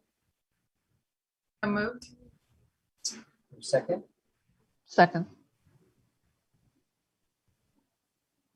Without objection, the agenda has been approved. Item 2 on the agenda is the 2021 meeting work plans for the upcoming year for the board, as well as the committees. And we have our Chief Executive Officer here, Cassandra Licknott. Cassandra, do you want to comment on any of the work plans that are in front of us? And or does any of the committee members want to discuss any of them? I'll turn it over to you, Cassandra. Thank you, Chair Keeley. The only thing that I wanted to comment relative to September is that the work plan has the proposed operating budget concepts on there and the enterprise risk management report. Those weren't listed on the agenda, but we did put those on an agenda and send that back out to the board for approval. So that'll be that we can approve at the end of the meeting. But I wanted to point those out that we had added those back on. Thanks very much, Cassandra. Any questions? I see our General Counsel, Mr. Bartow. Thank you, Mr. Chair. I just wanted to, on the Board Governance Committee, there's a work plan in there. I'd like it approved, subject to some revisions. We've just started meeting with the chair and vice chair and the board's governance consultant. And we expect that we may add some additional items or replace some of the items on the work plan as we move forward. Yep, thanks very much, Brian. In fact, I was going to suggest to my colleagues that we adopt all of these work plans with some flexibility. If we've learned nothing else in the last 15 months, I think we need to be flexible where we can be, and things may arise that cause us to create some changes. To the extent we can stay focused and disciplined on the work plans, we will. But as matters arise, I think we should address them as they are necessary. So thank you. Brian. Karen, Ms. Yamamoto. Hi, thank you. Thank you, Mr. Chair. I was looking at the April offsite. Are there any plans for that as yet, or is that still part in the flexibility mode? I think that I think that's in the flexibility mode as far as what I understand at this point. So it'll be developing. Okay, thank you. Thanks, Cassandra. Any other questions? I see our board governance consultant, Ms. McDuffie. Amy, good morning. Good morning, Mr. Chair, members of the board. I thought what I would offer, if the board is interested, is just a quick preview. We have been, as Brian mentioned, meeting with the leadership of the Board Governance Committee, and I'd be happy to do just a really brief snippet, if you like, as a preview. Okay, well, thanks. I think, Mr. Chair, you mentioned it, which is maintaining flexibility. And I think we can all agree that the landscape has shifted dramatically, and that gives us a unique opportunity to revisit and then reaffirm or refresh practices that can ensure the board's governance continue to be fit for purpose. And of course, that within the broader backdrop of the fact that the well of good governance at CalSTRS runs very deep. So we're looking at this on a continuum. The Board Governance Committee has always focused on best practices in governance and bringing those forward under the broader mantra of best practices can be found anywhere. It's just a matter of how you translate those. And so that indeed is the shape of what we've been talking about with Mr. Prezant and Ms. Erden as committee leadership. That's their intent, is to continue a strong focus on best practices in governance. Questions that we've been talking about for exploration with the committee have really been initiated by all the conversations you've had in your meetings this year. So here are some of the things that we've been discussing in terms of questions for the work plan. What's the board role now? What should it look like in the future? How should it be evolving? How does the board want to organize its work? What models of committees could be beneficial? For example, you have your standing committees, your ad hoc committees, work groups. What specific committees and committee configurations best support the board's work and why? What are the best practices of various institutions, including corporates, nonprofits, public pension peers? When it comes to committees, how can you leverage and support those at CalSTRS? And how do all of these answers align with the board's current governance structure? So the broad umbrella theme here is effectiveness and efficiency in alignment with best practices. We're going to see, and we'll be working with board leadership as we approach this upcoming offsite. Is there any part of the board self-evaluation segment, for example, that could be leveraged to start these conversations so we can capture the sentiment of the full board on some of those higher level questions and then use that to shape the work plan for the board governance committee? So it's going to be another exciting year. We're going to continue to leverage the governance forums, the education forums on the work plan, maybe not for every meeting, but certainly to deliver targeted education opportunities for the board on governance. So that's the preview: best practices, effectiveness, efficiency. I think it aligns well with what you all have been asking for over the last year, but I'd certainly defer to the board governance committee leadership for any additional comments that you'd like to provide. Thank you, Mr. Chair. Thank you, Ms. McDuffie. Mr. Prezant or Ms. Erden, do you want to contribute any further on Amy's comments? I have nothing really further. We have had a couple of Zoom calls with Brian and Jennifer and Amy and myself, which have been very helpful fleshing out some of these issues, and look forward to working with leadership and the rest of the board to continue the great collaborative governance model that we've had over the years. And maybe we can fine tune it here and there to even make it just a tad better. We can always improve. So anyway, thank you very much, Amy, and thank you, Brian. And of course, thank you to Jennifer, who's been a tremendous amount of help. Thanks. Thanks so much, Bill. Appreciate your willingness and Jennifer's to lead this committee this year for us. And we look forward to learning from your expertise. And as you said, continue to work towards improvement on something that's working well. So thank you both very much.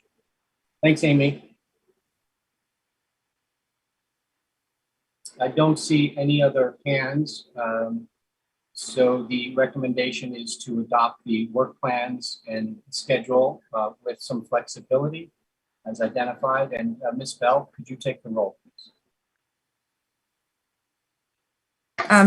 So is there a motion made to adopt the work plan? Is there a motion? So moved. Thank you, Ms. Okay. Second. Okay, it's been moved and properly second. Okay, great. Thank you. Yep. All right. So Mrs. Hendricks? Yes. Ms. Bradford? Yes. Ms. Higa? Yes. Mr. Prezant? Yes. Ms. Erdan? Yes.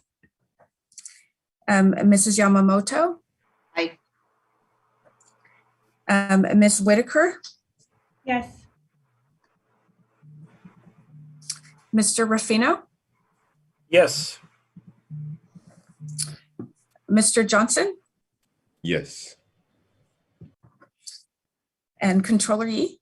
Aye. All right, thank you. And would you like to vote, Mr. Keeley? Aye. Great, thanks. Thank you, Ms. Bell. Brings us to item 3 on the agenda. It is an information item. The business plan, and I know there's a PowerPoint that goes along with this. I'll turn it over to our Chief Executive Officer, Ms. Licknock. Cassandra?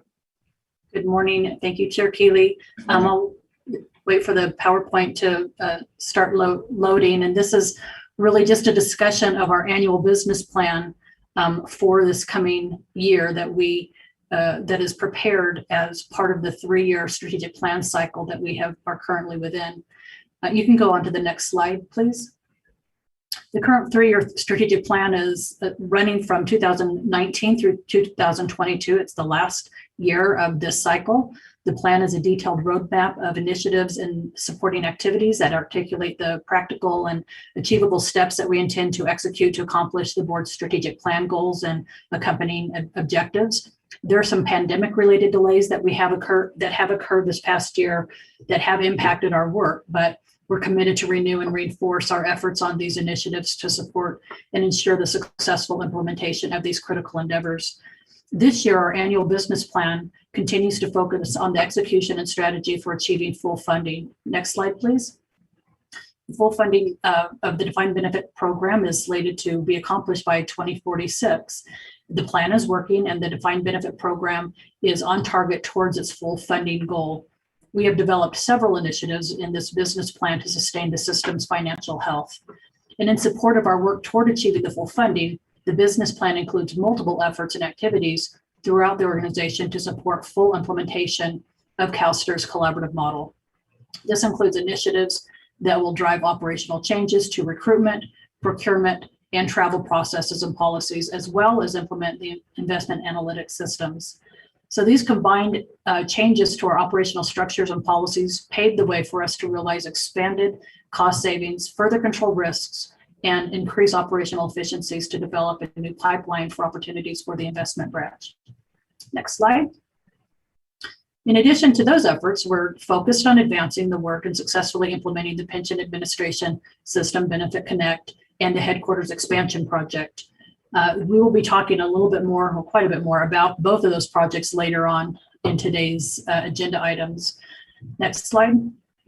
But the way we work continues to transform and change, and we continue to advance plans to reopen our headquarters and member service centers and adapt to new blended work environments.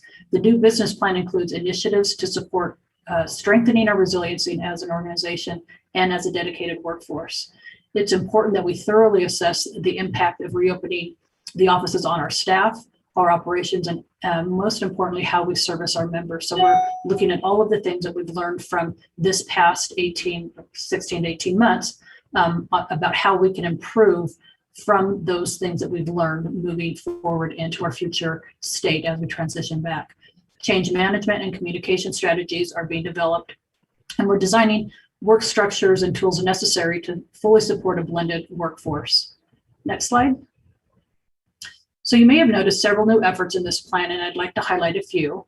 One, we've advanced efforts on the focus on diversity, equity, and inclusion. And although we're on the right path with the accomplishments in this area, you heard about quite a bit of those yesterday in the investment committee, but we realize there's a lot of growth still in this area and opportunities for process improvements to pursue. So our new business plan lists multiple activities to support integrating diversity, equity, and inclusion into all of our CalSTRS practices. Next slide. Another multi-year effort that we're going to be initiating this fiscal year is the formation of a customer experience management program that, when fully established, will improve member and employer engagement and satisfaction and reduce member effort. We will encourage the growth of confidence in our retirees by continuing our work on stabilizing the benefit through fully developing the employer reporting to final benefit project as a vehicle to address complex issues, increase reporting accuracy, and enhance benefit stabilization. Next slide. And finally, I'd like to highlight the work that we intend to do in the important area of sustainability. We will define a path to unify our enterprise investment sustainability programs and develop a 5-year plan for advancing CalSTRS corporate sustainability program as a leader. This is another area where we have performed important foundational work, and now's the time to expand our efforts and model the way as a premier sustainability organization. Next slide. The accomplishments of all of the 2021 through 22 business plan initiatives and activities will have a positive impact on the long-term returns and the payment of benefits to our members. This intended work, properly executed and implemented, will increase our ability to respond to customer and business needs, enhance services to members, beneficiaries, staff, and employers, and improve internal controls. Executing the 21-22 business plan will move us closer to successfully accomplishing the overarching goals and objectives established in the board's strategic plan, which we're right in the middle of renewing for the next 3-year strategic plan cycle, starting in the 22-23 fiscal year, moving through to 24-25. So with that, you can put up the final slide. We just offer some opportunities for questions by the board members, executive staff, and other participants are here to answer any detailed questions on any part of the business plan. Thanks. Thank you, Cassandra. We'll open it up to questions or comments from the board, if there are any.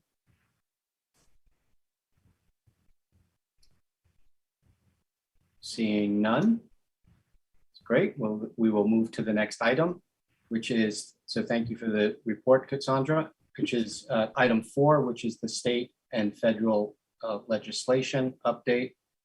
Joycelyn's with us today, and I know she has the ledge matrix, which is in our packet as well. Joycelyn, I'll turn it over to you. Good morning, Mr. Chair and members of the board. Today, this is an informational item. There are no bills to take positions on today. And so it is an update on bills that have moved since we last met. And if you look at attachment 1, I'll start at the top and just move through and briefly give an update on, again, bills that have moved since we last met. So AB 539, one of our sponsored bills on investment procurement, will be up in the Senate Appropriations Committee next week. We are continuing to engage with the Government Operations Agency and the Department of Finance as the bill moves forward. AB 845, moving down the list, it's awaiting a vote on the Senate floor. AB 890 is also awaiting a vote in the Senate Appropriations Committee next week. AJR 9 on the weapon GPO repeal, the resolution for that is awaiting a vote on the Senate floor. SB 294 on removing the 12-year limit on service credit for elected officers is awaiting a vote on the Assembly floor. SB 457 on Turkish divestment for employers and the opportunity for them to select an ex-Turkey portfolio. That remains in the Assembly Policy Committee. And with the help of several stakeholder groups, member and employer groups, CalRTA, CSESA, and many others, we found success in stopping the bill from being set for a hearing in that Assembly Policy Committee. So it's not moving forward at this time. And we'll give you any updates in the future if that changes. And then last but not least, SB 634, which is our sponsored housekeeping bill, that's awaiting a vote on the Assembly floor. And I'm here for any questions you might have. Thanks, Joycelyn. I don't see any hands. I appreciate the update on the report and the matrix. Thank you very much. Moving right along. The speed at which we're moving is making me nervous. Somewhere we're going to get talkative. I think it might be today, right now. Item number 5, which brings us to the pension solution update. I know we have staff. Prashant is with us, as well as Graham Finley. I don't know if Graham, I know Graham is here. Graham, why don't you just jump on the screen now as well? Yep. And we've received your communication. So Prashant, update on the pension solution project, please. Thank you. Okay. Good morning, Mr. Chair and members of the board. Thank you for the opportunity to provide an update for the project. Our board report has details, so I will keep my update brief in order to leave more time for discussions or answering any questions that you may have. So last time I mentioned that the schedule review is underway to address some of the challenges we are faced with. So today I'm going to start with an update to the most pressing matter, which is schedule replanning. About 2 weeks back, CGI provided a high-level draft schedule indicating a potential shift of 18 to 24 months to our planned FR2 and FR3, function rollout 2 and function rollout 3 go live dates. I also want to mention that this schedule is not just about how long it will take for us to finish the remaining task that we have, but it also anticipates some additional capacity that we may need to use it to support some additional functionality that may come our way in the near future. For example, there are some tax changes that have come our way in last 2 years, and it may come again. We have also focused on strengthening our security posture from the application perspective to keep up with the need of time. So this schedule is not just about how long it will take for us to finish the task that we have at hand. It also anticipates some additional capacity that we may need to entertain some of the dynamic business we are working with. So currently, we, along with the oversight consultants, are working together to carefully review the high-level draft schedule details to ensure impacts to the business operations are accounted for, and if needed, find ways to further reduce the risk and impact to the business operations. Once that is done, the project will follow the change request process to finalize and formalize the revised schedule. At this point, we expect to present the finalized schedule and make recommendation in September timeframe. Now, let me highlight some of the project progress, and I will start with the employee readiness. So the employee readiness team has made great progress up to this point. All the 92 reporting sources are now equipped to test and get ready towards the new system. A dedicated and focused team continues to be engaged with our employer community for any support they may need to get ready. I also want to mention that most of the training courses and job aids are now available to all our reporting sources and employers, which will provide them education on how to report using the new system. And as mentioned last time, any extension to the function rollout 2 go live date will provide additional time for our employers to transition to the new system and adopt to the new file format. Now, data conversion, training, and change management teams continues to make great progress. Regarding the testing effort in function rollout 2, contractor acceptance testing, we call it CAT, is progressing, but certainly at a much slower pace than what we planned for, given various challenges that I have shared in the past board meetings.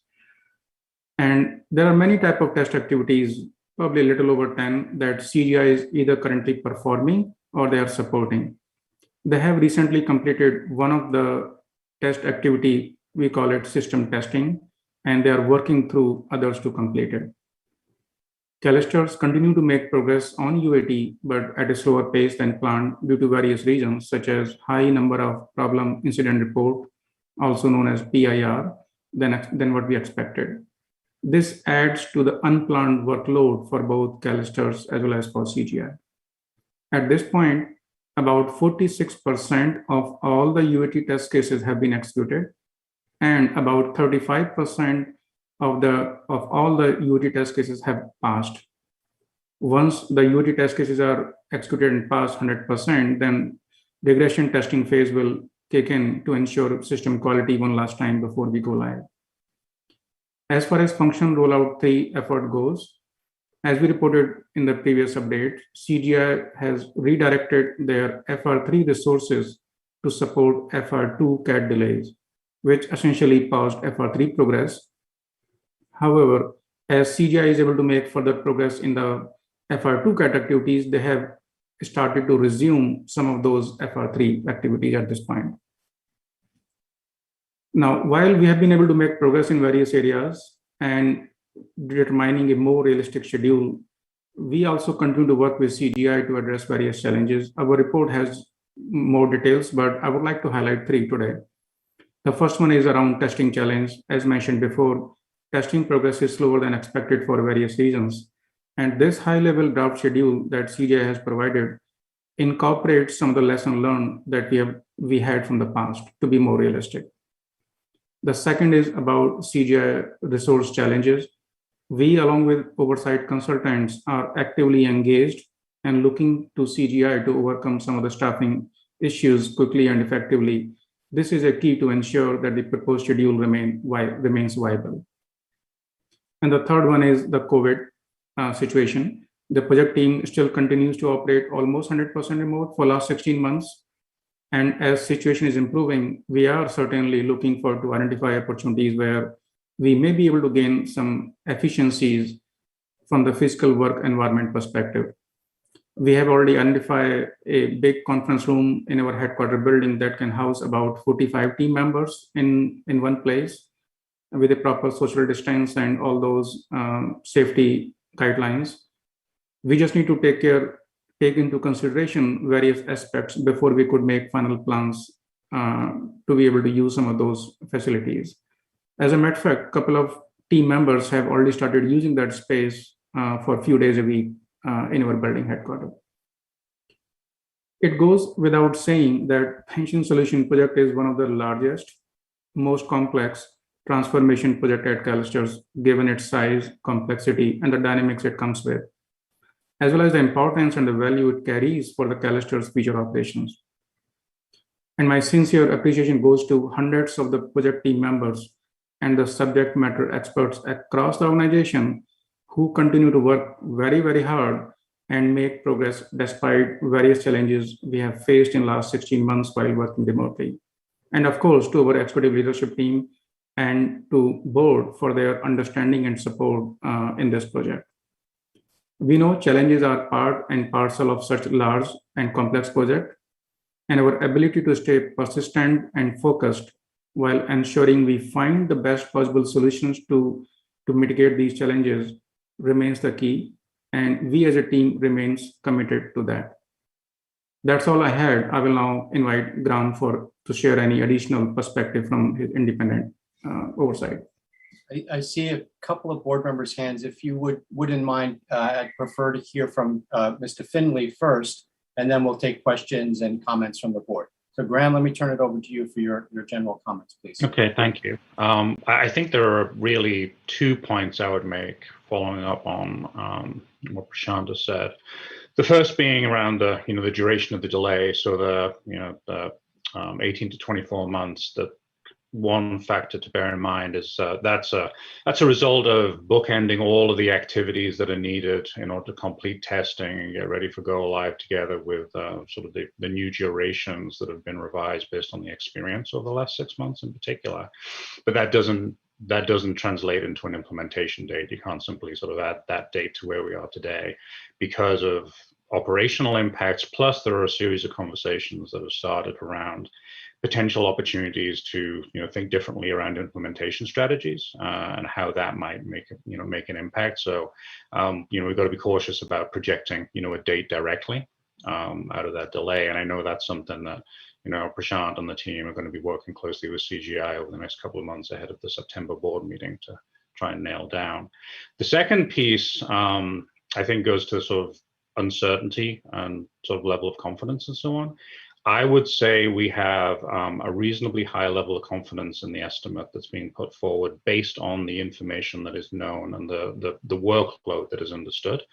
The advantage that the team has now compared to the estimation activities that went on probably 6 months ago is that we're almost 50% of the way through execution of UAT, and the lessons out of that have been taken into consideration. So we feel that the level of detail associated with the modeling and the projection is pretty solid to the extent that we know the full scope, right? The uncertain area still is what happens with anything around design changes that may come up in the remaining half of the UAT execution, because that's new work that may not be fully anticipated. It should be noted that there are a couple of buckets of contingency areas for design changes to go into the schedule that's already been modeled into that timeline. So there is an expectation of a certain amount of that work coming in, and that's already been factored into. But again, it's just an estimate of how much of that is going to come. So that to us is probably the biggest area of uncertainty still remaining. So I'll pause there. Thank you, Graham. The members of the board who have questions or comments in the order that they appear are Bill, Sharon, and then Betty. I would just ask my colleagues, once you complete your questions and you want to yield the floor, just mention that you're done, and then the next person can pick up. So it'll be Bill, Sharon, and then Controller Yee.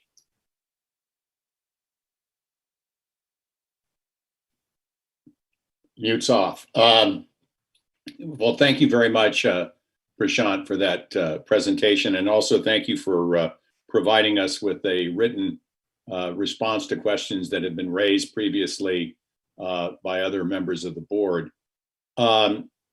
You know, I must admit that I've only begun to really focus attentively, as attentively as I feel is necessary on this particular item, because you know, refresh my recollection. What's the total contract cost here?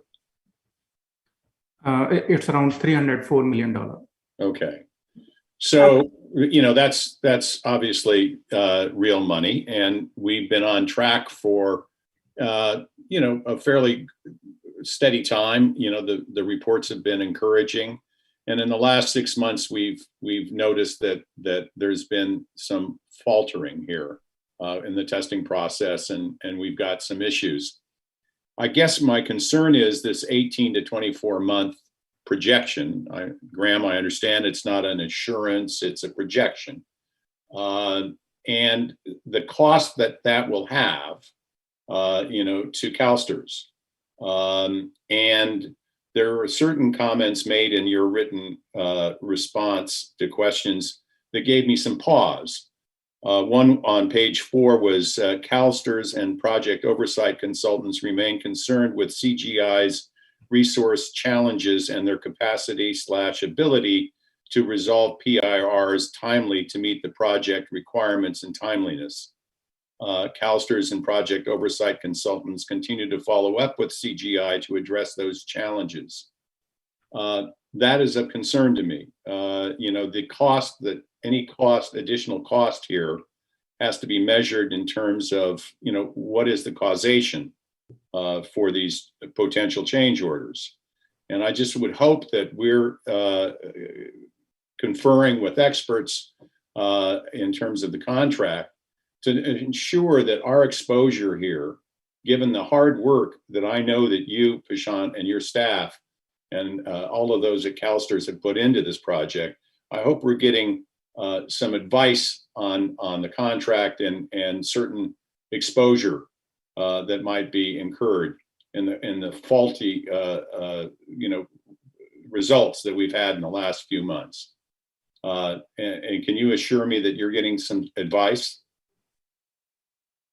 Yes, yes, your point is well taken. Yes, we are certainly taking advices from various parties we have inside CalSTRS, as well as some of them outside CalSTRS, to best of our ability. So yes, we are also not taking this lightly, because it's a big shift. We know that shift essentially means that there is an impact on the finance as well. So yes, we are doing certainly best possible within organization, and also taking the advices from outside organization on various matters as we finalize the schedule, as we finalize some of the movements here, including leveraging the oversight consultants who are independently working and reviewing these activities to ensure that the plans that we make remains viable, they are practical, and they are achievable. And I think it is significant enough that we have some interim reports, you know, in some fashion between now and the September meeting. We don't want to be presented with a fait accompli at the September meeting. I don't. I mean, I'm just speaking for myself. I don't want to have, oh yes, we've agreed to X and we're moving forward. I think that because of the significant cost involved here, I think that the board has, I would suggest the board has some responsibility to make sure that we're proceeding in a responsible way. I expect we will be, but I also know that our oversight on this particular issue is pretty acute, given the fact that this is one of the 3 major issues that we have facing us as an institution, and therefore as a board. Thank you. Yep, and one Sean, last thing. before you respond, I saw that Ms. Licknock had her hand up, so let me acknowledge our CEO. Cassandra?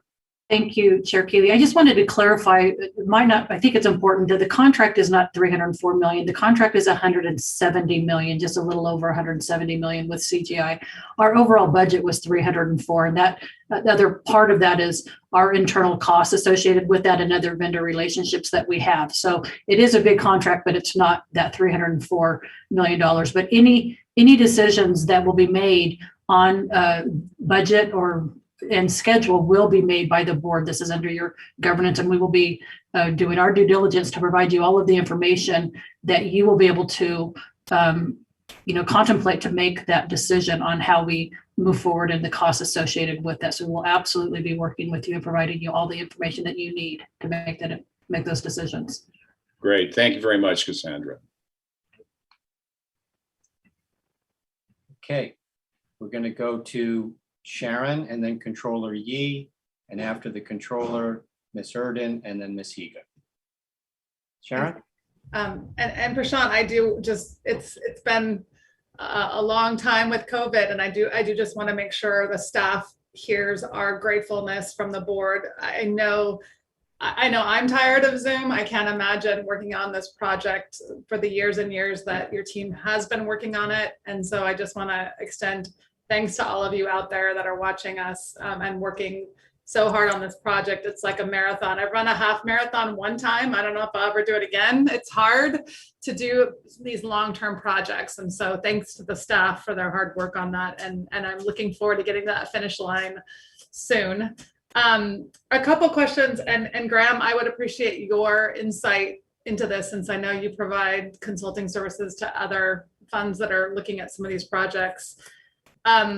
With the potential time delay, and my understanding is we'll hear from, in your write-up, Graham, to us, that we'll hear more specifics on cost and timeline pieces from the project team in September. And to Bill's point, if there's anything that happens before that, would be great for us to hear, obviously.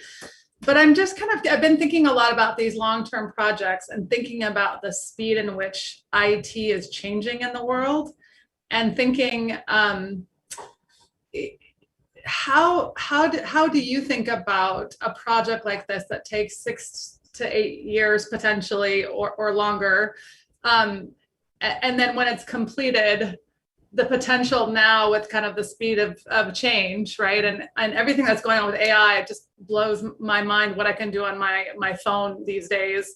How do you think about that from kind of a big picture level in terms of the time and energy it takes to complete these projects? And then obviously, it's done, and then we might find ourselves with new problems to solve, I guess, in terms of some of the things I've been thinking about with fintech and, using our phone with our members more in terms of reaching out to them and member benefits and things like that. So can you talk about that a little bit in terms of if the project, does continue to get delayed, how are you thinking about that? How are you advising the team? And I guess maybe how is the team thinking about that as well? So I don't know, Graham, if you want to go first, and then Ashish, or. So I can go first. I mean, it's a big question. And so I'm trying to sort of think of a concise way of addressing it, right? So I think there's a couple of things. One being, I think an advantage of one of the elements of the solution is it's built upon a framework, a technology framework, and the Sagitech solution that is designed for pension systems and is, evolving with pension systems. So the idea being it's not something that's going to become quote unquote legacy technology, anytime soon, right? And I think Ashish, maybe can address that a little bit more from a, technology foundation perspective, but that builds in a little bit of, sort of future proofing, if you like, around the platform and sort of being dedicated to this business for the long term. There is a broader question about how you address these very large, multi-year, $100 million engagements. And there is sort of a new, people are starting to think about these things a little differently, right? Just nationally.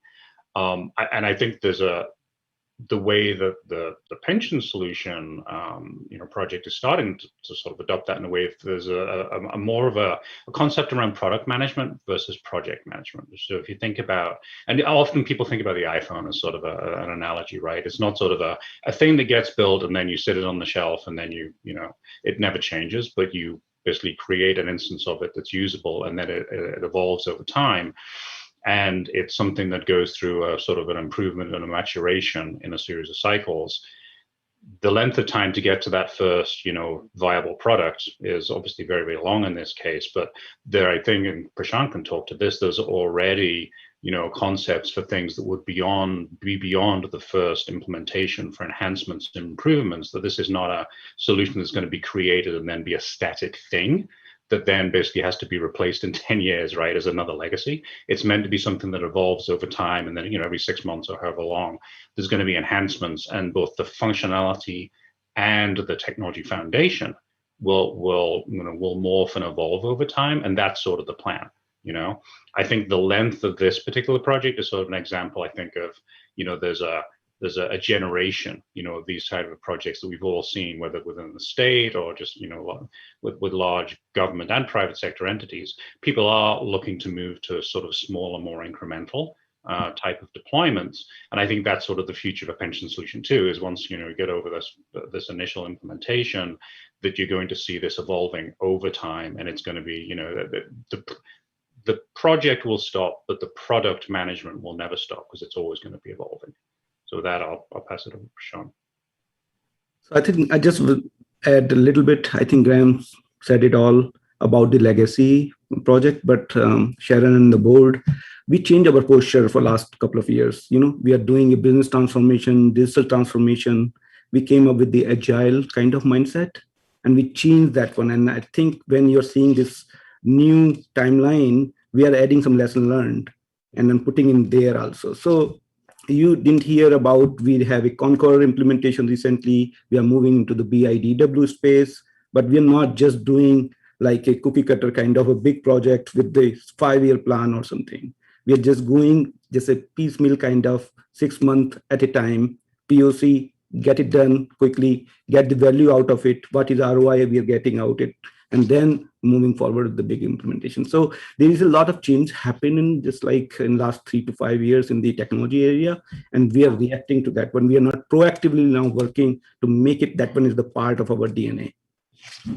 That's helpful, Ashish. And Mr. Chair, I'll just, a couple of things you said that are helpful for me, and it's moving to product management, not project management, not static. It evolves over time, nimble, agile. That gives me, some comfort, because I do think things are changing so quickly. And so, we'd hate to have this project done and then, have it be a legacy. So I appreciate the assurances. Thanks, Ashish and Graham. Thank you, Ms. Hendricks. Controller Yee. Thank you. Thank you, Harry. I guess I've been waiting for this point in time with respect to this project, just to kind of get a grip on just where exactly we are. And it's just difficult to do oversight when there have been a number of factors that have influenced the schedule. And I know that we had made a commitment to really adhere to quality over time. And so I think that still is something that we definitely want to be sure we are committed to. But this is a pretty large delay for a project of this size. I mean, I'm involved with some statewide projects and we have delays, but this is a huge delay. And I guess I'm worried about a couple things. One is, and I guess not so much worry because we're having the conversation, but I really do want this board to have steady oversight from this point forward over the project. And a lot of it just speaks to how we're going to really continue to maintain our employers' trust and confidence in the project as we see these delays and adjustments that will need to be made going forward. So the only way I can think about how to do that is transparency. And so I'd like to ask that for the next report in the fall, if we could maybe have a level set and just get some of the original, kind of documents about the original timeframe for the project, costs, at what point we had staffing changes, and I think you've been reporting all of those to us periodically, but just to have it all in one place so that as we move forward, we know whether we've been down that road before and we can do our due diligence as a board around why we're taking the steps that are being suggested. And then my question really speaks to, actually, let me comment on Sharon's question, because these projects support a business, and even though technology is changing, the business isn't changing a lot. And so I think we just have to remember that. And so I got a little skeptical with some of these new approaches, because at the end of the day, they're not really being responsive to the business to be delivered. So I think we just want to be a little bit more circumspect about, just some of those offerings that are out there. But my question really speaks to how have we been keeping the employers informed to date around, just the status of the project? And because I do think the bigger issue, I mean, we're going to deal with the costs, we're going to deal with the time delay, but I don't know how you put a value around employers' trust and confidence in the project. Yeah, sure. So my understanding is that we are certainly keeping the employers updated about the potential delay. As a matter of fact, we have communicated to them that we will not be able to meet our planned go live date. So they are well aware of that adjustment. And just yesterday, we are also working on another round of communication with the employers to communicate the potential adjustment in the schedule we are looking for, so that they are well aware of what adjustments are ahead of us so that they can plan. So I would say, without any doubt, that we are certainly keeping employer community informed about any adjustment, even though it's not final, but we are keeping them informed about what's ahead of us as we finalize the new adjustments. Okay, great. Thank you.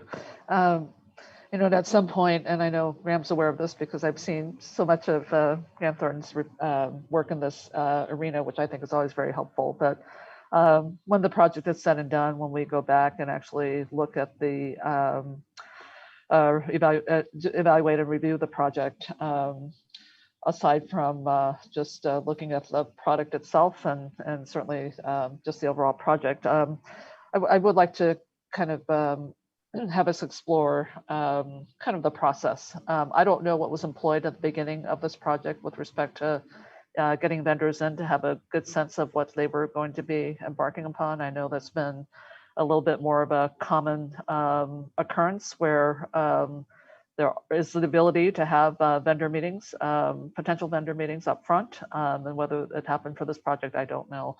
But I would like to have some treatment of just, and maybe this is part of the report in the fall as well, as just, the engagement with vendors leading up to the awarding of the project.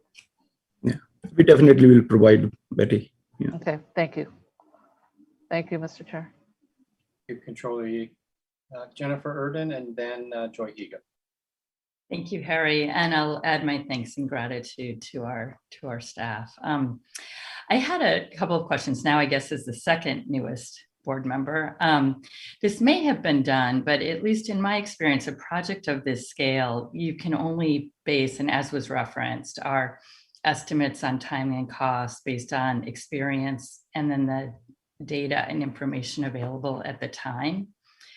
And the vendors need to coordinate together with us. And so I would just find it useful, if it hasn't been done already, that as we are going across milestones where more information is known, to be able to better calibrate and create a tighter probability around time and cost or where the issues might be, that we have a sense of that, because we've progressed through a number of stages, and maybe we're now at that stage where we have a much tighter range of outcomes.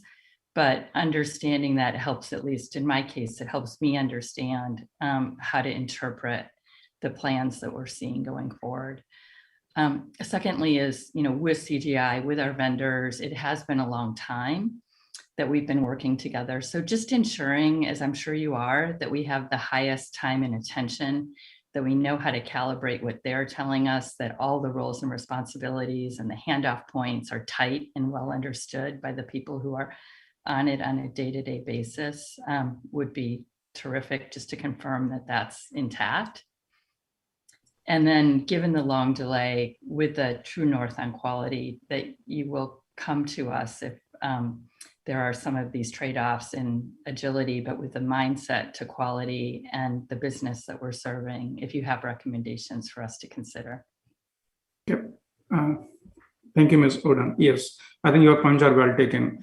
And on the first point about the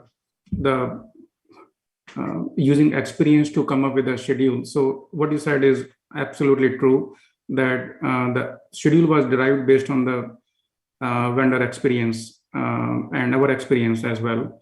And it worked out that the plan or the assumptions we made didn't work out to be the true. So now the new schedule that we have arrived at certainly use the very real experience that we have faced in this project itself. And hence we have a better confidence that the schedule that we have is certainly more viable than ever at this point of time. So there is a better confidence given we are using the data that we are seeing on the ground as against our industry-based best practices assumptions, which sometimes do not work as we want them to work. And to the second point around following up with CGI leadership. So rest assured, I think we are very actively engaged with CGI leadership at every level at this point of time to make sure we have their highest attention. I mean, this is not a small delay. I think we all recognize certainly it's a big shift you're talking about here, and we are looking forward to get this right by making sure we have the highest level attention. So rest assured, we are talking to CGI at every level at this point of time. And to your last point about quality, this schedule is making sure that the quality goal that we started with, that remains this exact same goal, if not better, about the quality. So we are not compromising with the quality at all. This delay essentially is ensuring that whatever goals we have to begin with, those goals are met, even if we have to put more money and more time into the project. So yes, on all those 3 points, I appreciate you saying it. It is very well taken, and that's how we are operating for this project as well. Thank you. And then one quick question, in terms of meeting the quality and doing getting the right balance in terms of quality and cost and time, if it results in a higher customization services component, and I don't know if it does, but if it does, do we have the right talent available to us and capacity of the talent needed if there was a shift in that area to meet our objectives? Yeah, so at this point of time, just at a high level. Just at a high level is great, thank you. I would say we have about 25% customization and 75% is out-of-box functionality. So the level of customization is quite manageable, and this shift is likely not going to change the equation way too much. 25% may increase by a few percent here and there, but we are still at the same level where we expected to be when we started this project. Terrific. Thank you so much. And thank you again for all your great work. Thank you. Jennifer, Joy. Thank you very much. And Prashant and Ashish and Graham, thank you for the update. And I also just want to lend my appreciation to the comments made by other board members for all that you're doing and your staff. Just given a challenging time, I know, like the rest of us, you want to see us make forward progress at a high quality, and it's frustrating, I think, for all of us when we're not hitting the marks that we set. So this is sort of the second, I think, big reset that we're doing in the project. I think it was back in 2018 or 2019 when there was a lot of discussion with our vendors about reevaluating the timeframes, the expectations, and the contract. We're going to have to do that again. And I think while we talk about in this discussion, and we've talked before about our focus on quality and not sacrificing quality, it's sort of underestimating, if I understand it, the sort of error rate or defect rate that leads us to this position. We underestimated the defect rate, which means that we have to spend more time on testing, which means we have to utilize more of those, more resources that are not available now for other components of the project. So as we go back to, continue discussions with CGI, look at the schedule they've put together, how are we trying to, stress test even more the assumptions that are being made about quality and about the ability to kind of deliver quality on the schedule that we're talking about? Because the schedule, it seems, is only as good as what the technology that we're able to deliver, or that our vendor is able to deliver. And if we don't have as much confidence in that, how can we have confidence on everything else that we're building into the schedule or the resources or the budget? Sure. So when we say quality, I think quality for us essentially means that we are finding more defects than what we anticipated, and which is why we are concerned about quality. Now there are two ways to manage it, or there are theoretically two ways to manage it. One is the quality that is coming in for the UAT is higher quality, so we have to spend less time in finishing our UAT.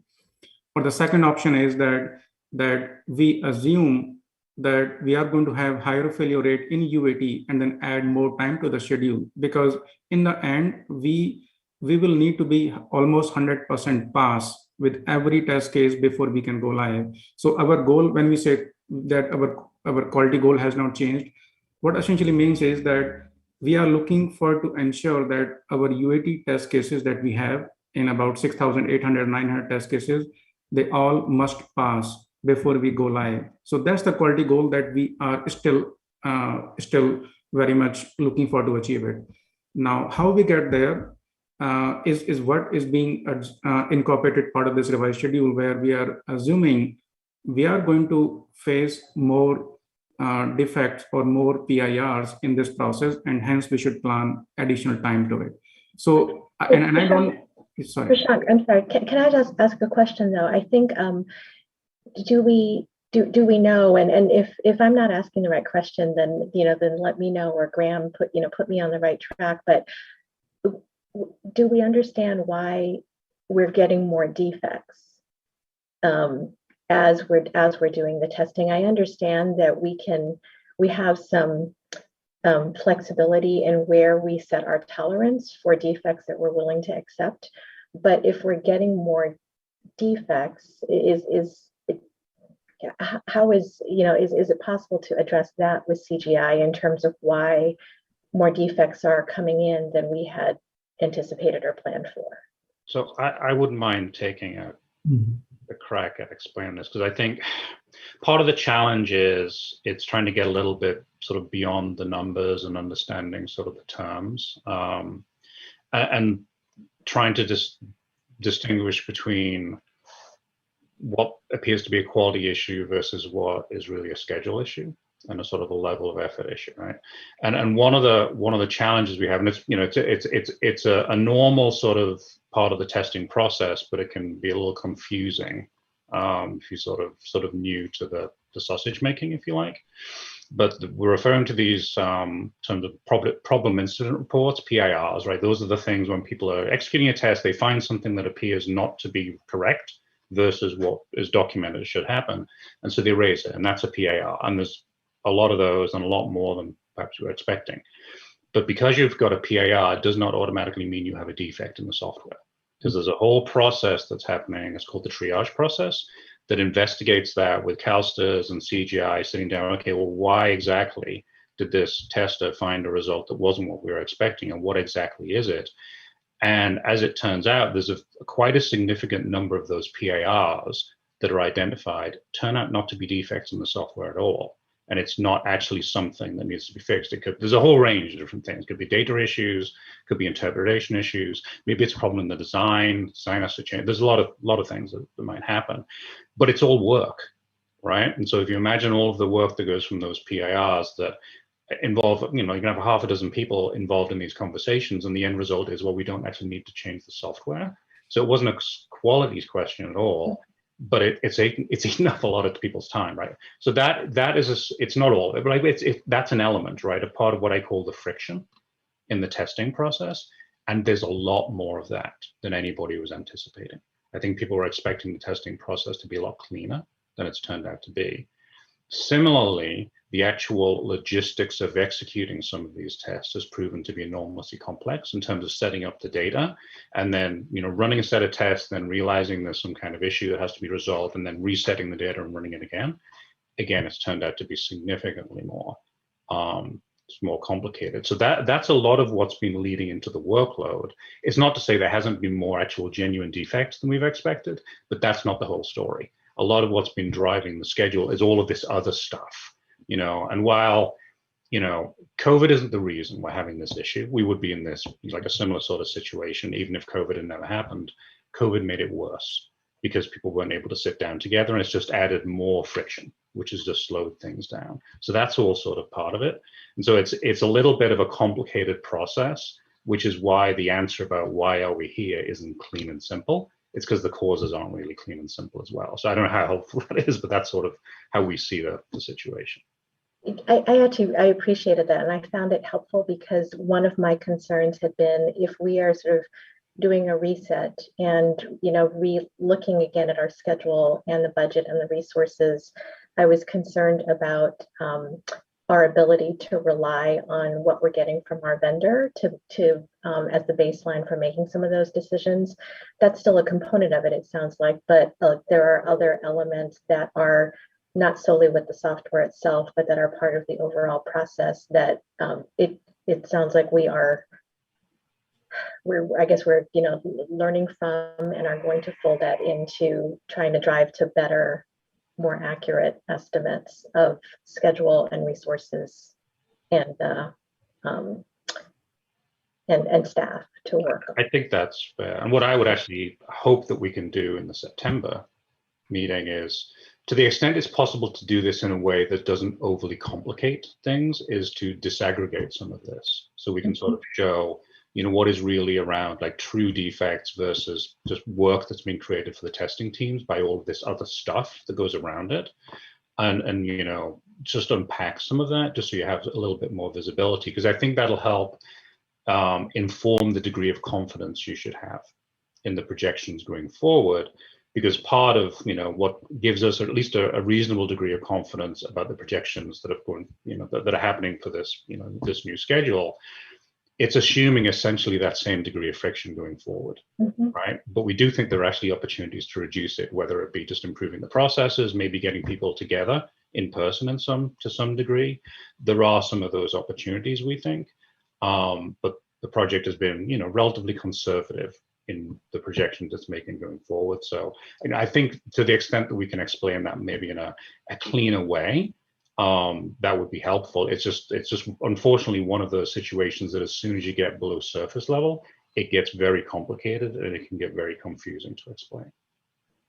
I would encourage us as we look forward at either at September or at subsequent checkpoints or with some of the interim reporting that some of the committee members have talked about, to try to break it out in that way, because your explanation, Graham, just now was helpful to me. And I had thought that when we did our sort of first change and sort of initial major change in schedule and negotiation with CGI, that it seemed as though we had really kicked the tires, and I'm sure we did. But as you say, there are some other elements that maybe were unanticipated. So, I would find that, and maybe other board members would find that helpful, just to make that kind of information available and try to pull apart as best we can what's, kind of a complicated set of factors contributing to where we are.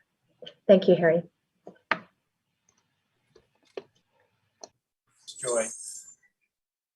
Seeing no other hands, a couple of summaries as they go through the alley to pick up the garbage on 12th Street in Santa Monica.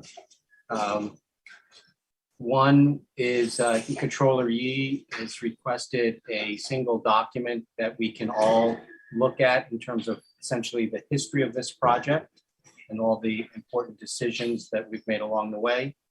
Bill inquired about the causation and being assured that we're receiving advice from others around causations to the delay, and we've been assured of that. In response to some of those questions, we've also been assured that our oversight around budget is our decision, and at any point that amendments and changes need to be made, the board will be provided with the information that's required to make those decisions.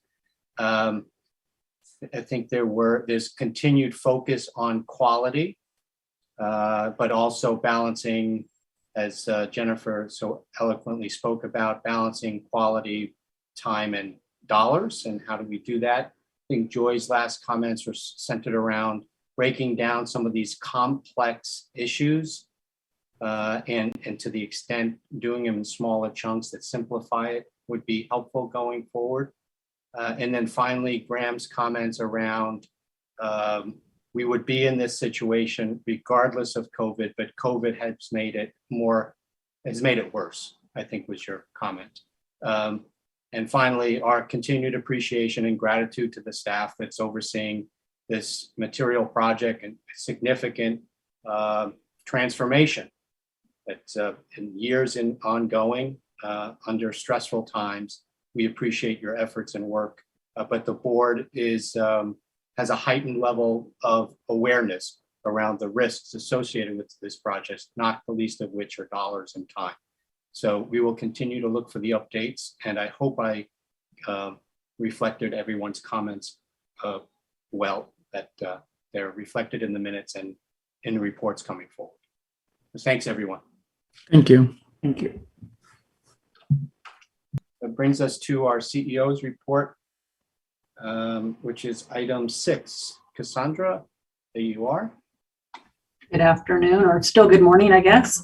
Well, I'm excited to present the CEO report as a CEO for the first time. And there's just a couple of things that I wanted to highlight in this report that I think are important. I'm going to share some of the spotlight, though. I'm going to have Lisa do the second half of this, and I'm just going to do the first half.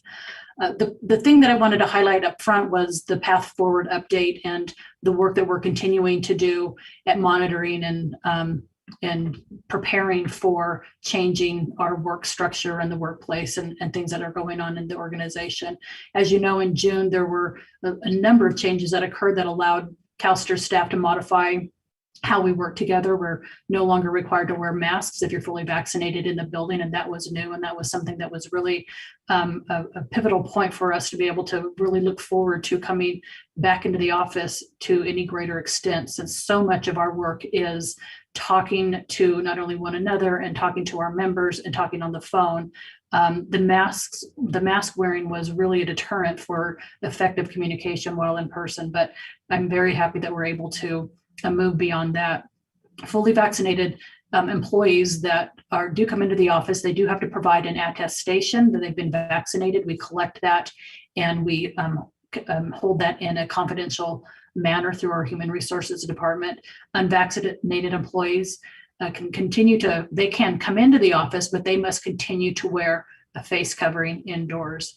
All of the physical distancing rules and capacity limits for elevators, our training and conference rooms and restrooms are all restored to normal. So that is really helpful.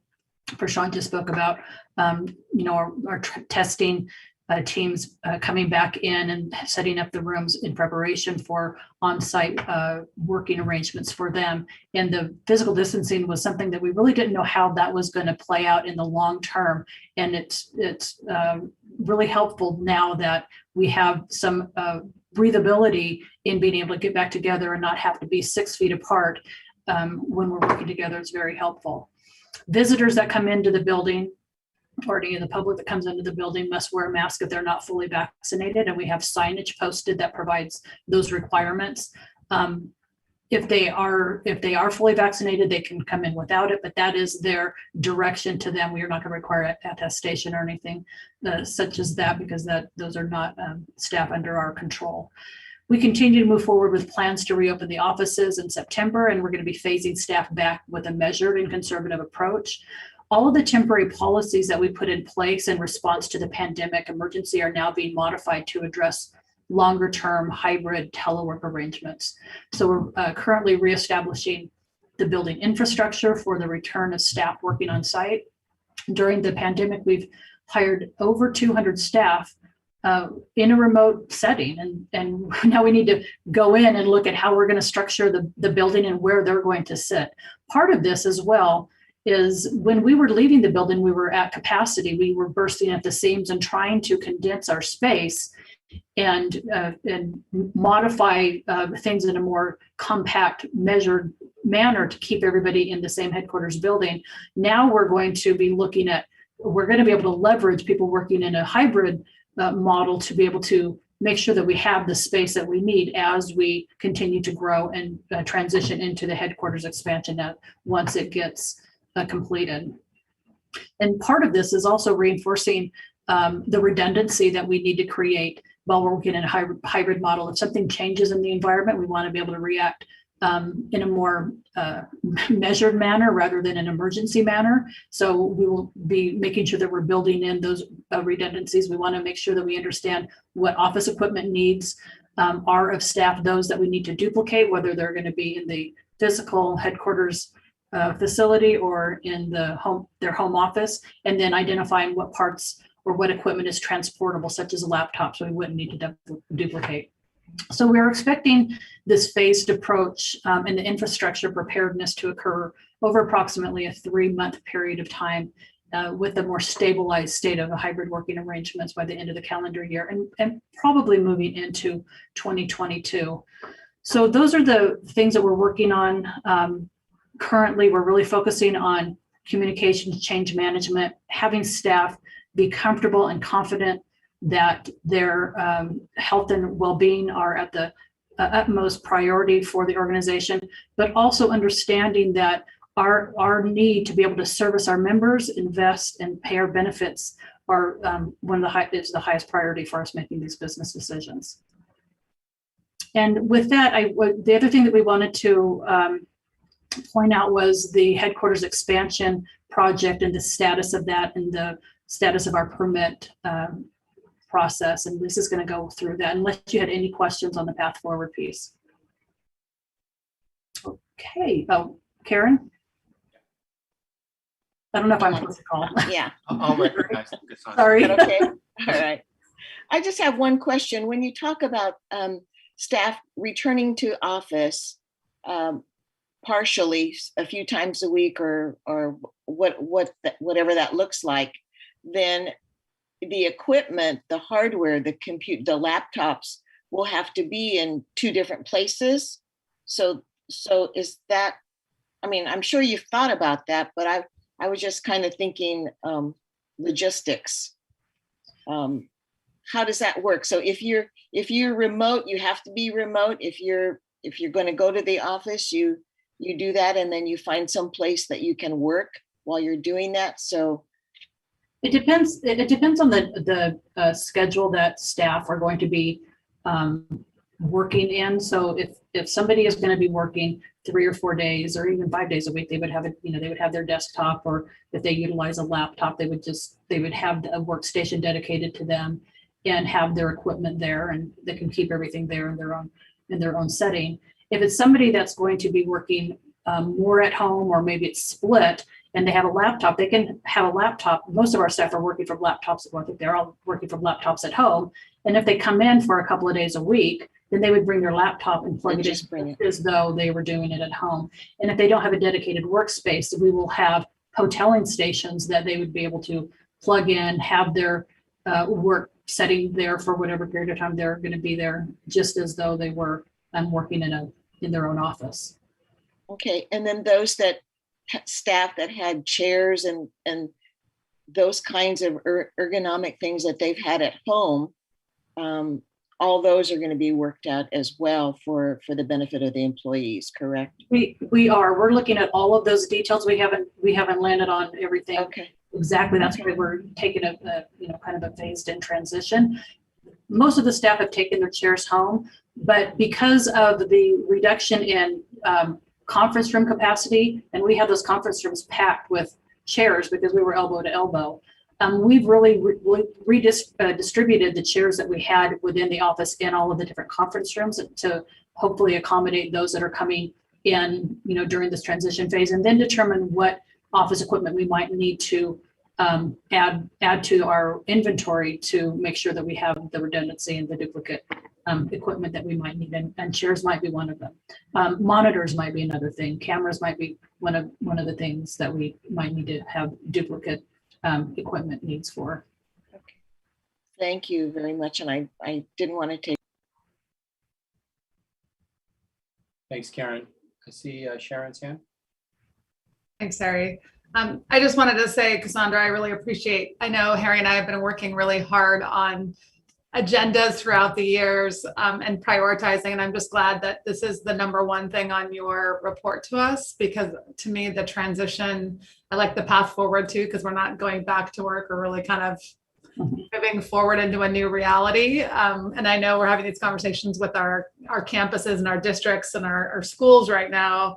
But I just wanted, to me as board leadership, this process and managing the path forward and managing the, like you said, we've hired 200 plus staff, via Zoom, and we have, Blake joining us today, and the first time we meet him is on Zoom, which is lovely, but not anything like, right.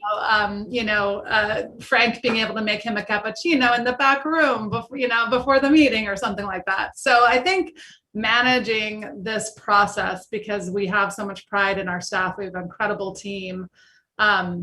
But as I've even seen just in my own life, we all have different ways that we work from home. We have some of us have dogs, some of us have kids, some of us, you've got lots of different factors going on for people taking care of elderly parents.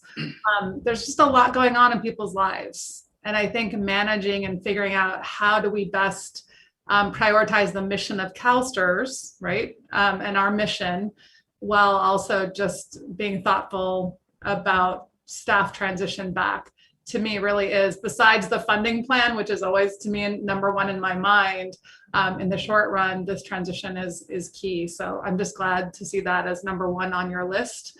And it's certainly something that obviously we'll be watching and attentive to as we manage this process moving forward. So thank you for that. Thank you. Thanks, Sharon. Great. Lisa's going to take over the next spot. I just wanted to just comment to Cassandra. Thank you and the team for your work when you're thinking about the path forward. And so much of it is yet to be determined, and it's unknown, and it's going to change.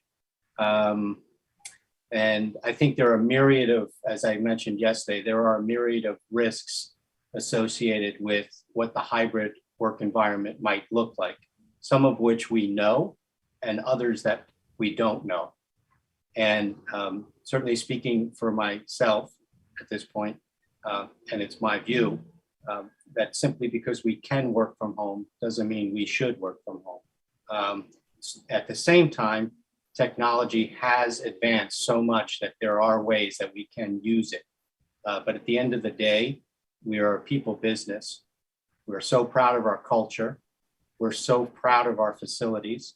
We're so proud that we're always recognized as one of the top places to work. I would hate to think in a couple of years from now, we look back and say, boy, we made that decision to allow people to stay at home as frequently. And I know you're thinking about these things. I just wanted to, for myself, express that that's where I personally come down on it.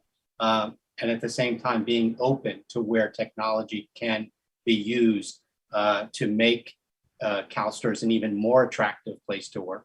But I would caution us of making permanent decisions based upon a pandemic, because I always try to come from a place of we, and not what's in the best interest of me, but what's in the best interest of our members and what's in the best interest of the collective CalSTRS.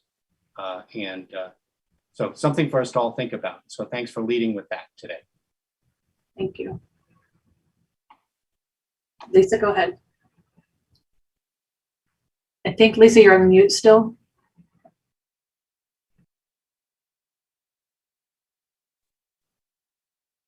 Famous last words. So from the beginning of the headquarters expansion project, we've identified authorities having jurisdiction over plan approvals, specifically the Office of the State Fire Marshal, as a risk to our project, since we don't have control over their processes or resources. As a mitigation strategy, the architectural firm that was selected, ZGF, included a partnership with Lionakis, who's a local architect in Sacramento, who has extensive experience with the Office of the State Fire Marshal. The risk was labeled medium in the headquarters expansion portion of the CEO report from the inception of the project until November of 2020, at which time we upgraded the risk to high. This risk has now become an issue, delaying our schedule by more than 5 months and now impacting our ability to bring the project in within the $300 million budget. Bill Prezant and Sharon Hendricks serve as the board oversight of this project, and at the last monthly meeting, we all decided it was time to provide a more detailed picture of the time spent in plan check and permit issuance to the entire board. So I'd like to quickly go over the timeline. So to start, we've been in plan check for 2.5 years. We submitted the phase 1 code analysis package, the very first permit request, on 1/18/2019, and the permit was issued on July 18th, 2019. We submitted the phase 2 civil grading, utilities, and foundations package on July 23rd, 2019, and the permit was issued on October 9th, 2019. And at this point, we felt super positive that we were interpreting the code the same way, and we were having very good communication between the teams. So we submitted the phase 3 structure package on October 18th, 2019, and the permit was issued on February 6th, 2020. However, during this timeframe, the previously approved phase 1 was revisited, and that permit was required to be revised, requiring the project to add an additional fire booster pump. And this heightened our concern that new staff in the fire marshal's office were re-reviewing previously approved documents. So we held a meeting after receiving this third permit with the entire team, including the fire marshal, to ensure we understood the roles and responsibilities of the parties involved. It was identified that new eyes were on our plans, and on February 29th, 2020, we received a note from the supervising deputy who had provided the previous approvals, stating that there was some misunderstanding of what had been previously approved, primarily the conference rooms on the bridge connecting the two buildings and associated exiting between the buildings, and the design intent to treat both buildings as one large single building, and changes would be required. So revisions were then required to all of the previously approved permits. And once that was completed, we submitted the final phase 4 architectural, electrical, plumbing, and mechanical design package on April 1st, 2020. On July 22nd, 2020, we received a notice from the fire marshal that the entire permit package had been rejected after 16 weeks in review due to a variety of issues, many of which our design team disputed.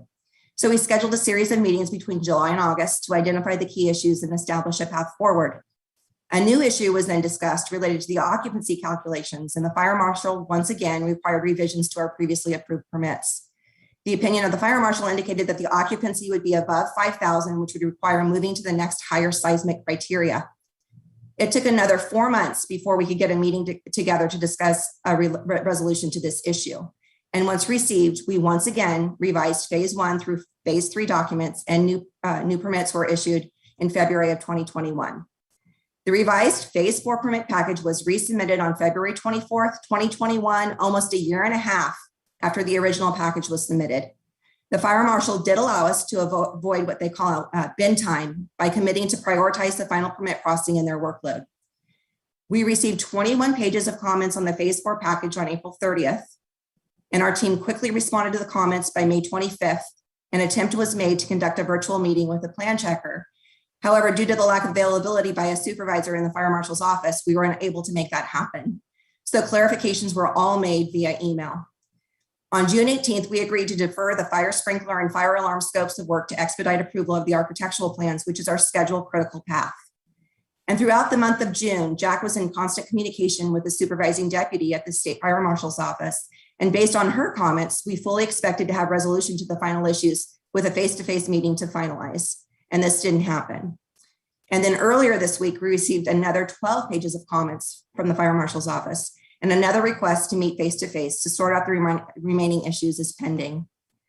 On a side note, the team engaged Interwest, which is a recognized independent plan firm, to look at the phase 4 submittal and provide their expert opinion of the plan so that we could be proactively thinking about potential comments from the fire marshal's office. We received several rounds of comments from them in which we corrected, and they gave their acceptance on June 29th 2021 if they were the jurisdiction in charge. An important note is that there was a really bad fire season during 2020, one of the worst that California has ever seen, which caused resource constraints to the fire marshal's office as staff were deployed for support, which I'm sure required a reshuffle of resources. However, those delays have caused an issue on our project. Until we have the final permit in hand, we will not know the extent of the cost implications based on these delays. We're hoping to have something to the board by September. However, it could be late as the November timeframe. And I have Michelle Azevedo and Dave Higgins with Ridge Capital on the line, and we're happy to answer any questions you may have about this update. Lisa, I don't see any hands. And I know that Bill and Sharon are well versed in some of these delays and would bring anything else to our attention that they thought was warranted. So I think we'll just simply move forward. Thank you very much. Bill? Yeah, go right ahead, Bill. Yeah, I would just like to point out that Dave and Michelle, who've been really on the tip of the spear here, dealing with and Dave especially dealing with the fire marshal's office, have really shown the patience of Job in these efforts. And frankly, you know, I've just began to review this project, I think in the past year when Harry, you asked me to be part of the team of two.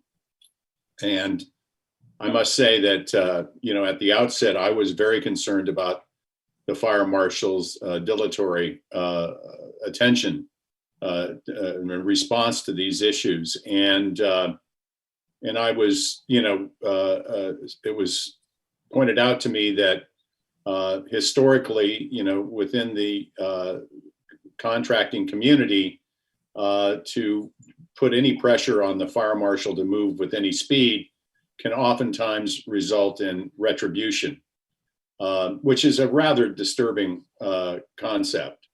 And I acknowledge that the fire marshal has, you know, fire safety is obviously a primary concern, especially during these times of global climate change, and acknowledge the fact that the fire marshal's number one priority is probably dealing with that. Not probably, it is dealing with that. But on the other hand, the fire marshal's office had, from what I'm told, been allotted certain funds to increase this review process because it impacts a lot of state buildings. There are a lot of state buildings that are facing the same problem of delays in the fire marshal's approval of plans.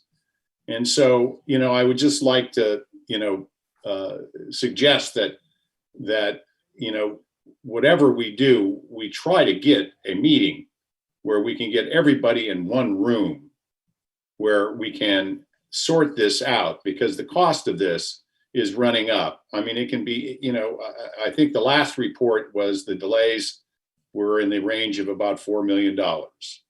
And there are going to be further delays now.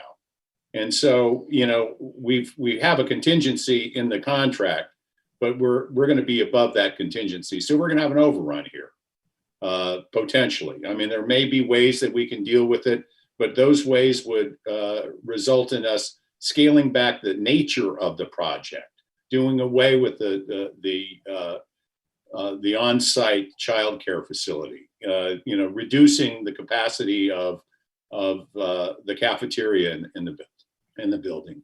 So, I mean, all of these things are, I think, of deep significance. So whatever help we can get from the state to, you know, lean on the fire marshal to exercise a little bit more vigor and even being able to sit down at a meeting. Before Jack left, by the way, he would call and he didn't get returns of call.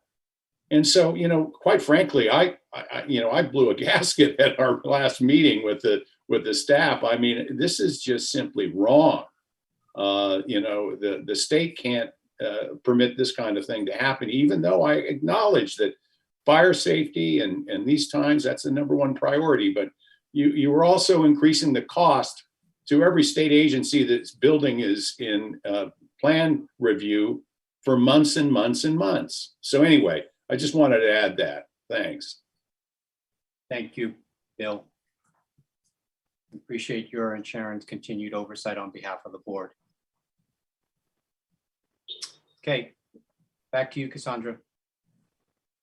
Thank you. Those were the only things I wanted to highlight in the report. And I appreciate Bill's comments, and we are absolutely continuing our engagement efforts with the fire marshal, and we will continue to offer ourselves up for meetings, and we'll be as responsive as we need to absolutely get this to the level that they're willing to approve it.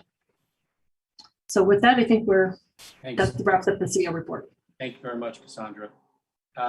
Brings us to item 7, which is the consent agenda, 7A through 7F. I've got Mr. Bartow, our general counsel, who wants to comment on one of the items. Which item is that, Brian?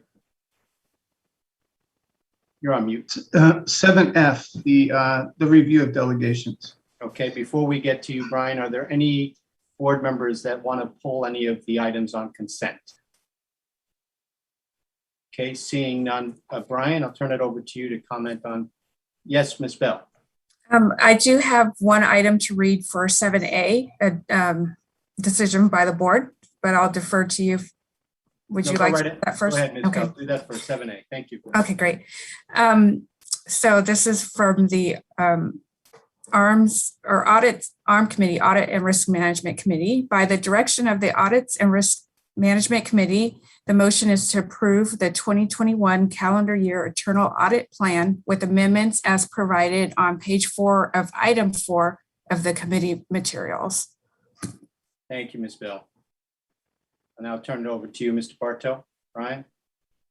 Thank you. I just wanted to take a minute because I've been asked this question by board members and by staff on the CEO delegation. If you've had a chance to review it, nowhere does it mention the CEO by name. It's just addressed to the CEO, powers of the CEO, in which case the transition to our new CEO, Cassandra, is seamless as far as the delegation. There's nothing else that the board needs to do. We have brought back the delegation several times over the last few years for adjustment, for amendment or inclusion where we've seen some item or issue where we feel like the CEO's delegation needs to be clarified or expanded. There are no recommendations at this point to change that delegation. We think it's functioning well and it will under the new CEO. But I do see that it was last executed by Dana in 2016. So I would ask when we are physically present that we would get the current chair of the board to sign the delegation, renew the delegation and sign it. Has to be notarized, which is why I'd like to wait until we're all physically present. We can have a notary. But I'm not recommending any changes nor staff. And then as to the board delegations, there are various delegations of the committees that are noted. There have been no changes over the last several years. I would just point out that based upon Mr. Berzon's comments this morning and as well as Amy McDuffie's, that we may see some suggested changes in those coming out of the board governance committee. But we will to be determined in the future. Thank you. Thank you, Brian. Seeing no other hands or comments, without objection, the consent agenda is approved. Item 8 are items referred by the committee. I don't recall any items referred. Are there any items referred that I missed? No, I have one item for information requests, and that's it. Which one was that, Ms. Bell? Oh, so for item 5, I did have a specific request by Mr. Prezant for any interim reports on pensions and the pension solution project in anticipation of the September board meeting. And that was the only specific request. There was comments by board members for staff regarding what they'd like to see discussed in the September board meeting. Right, and I think captured that in the summary of that item. So thank you for that.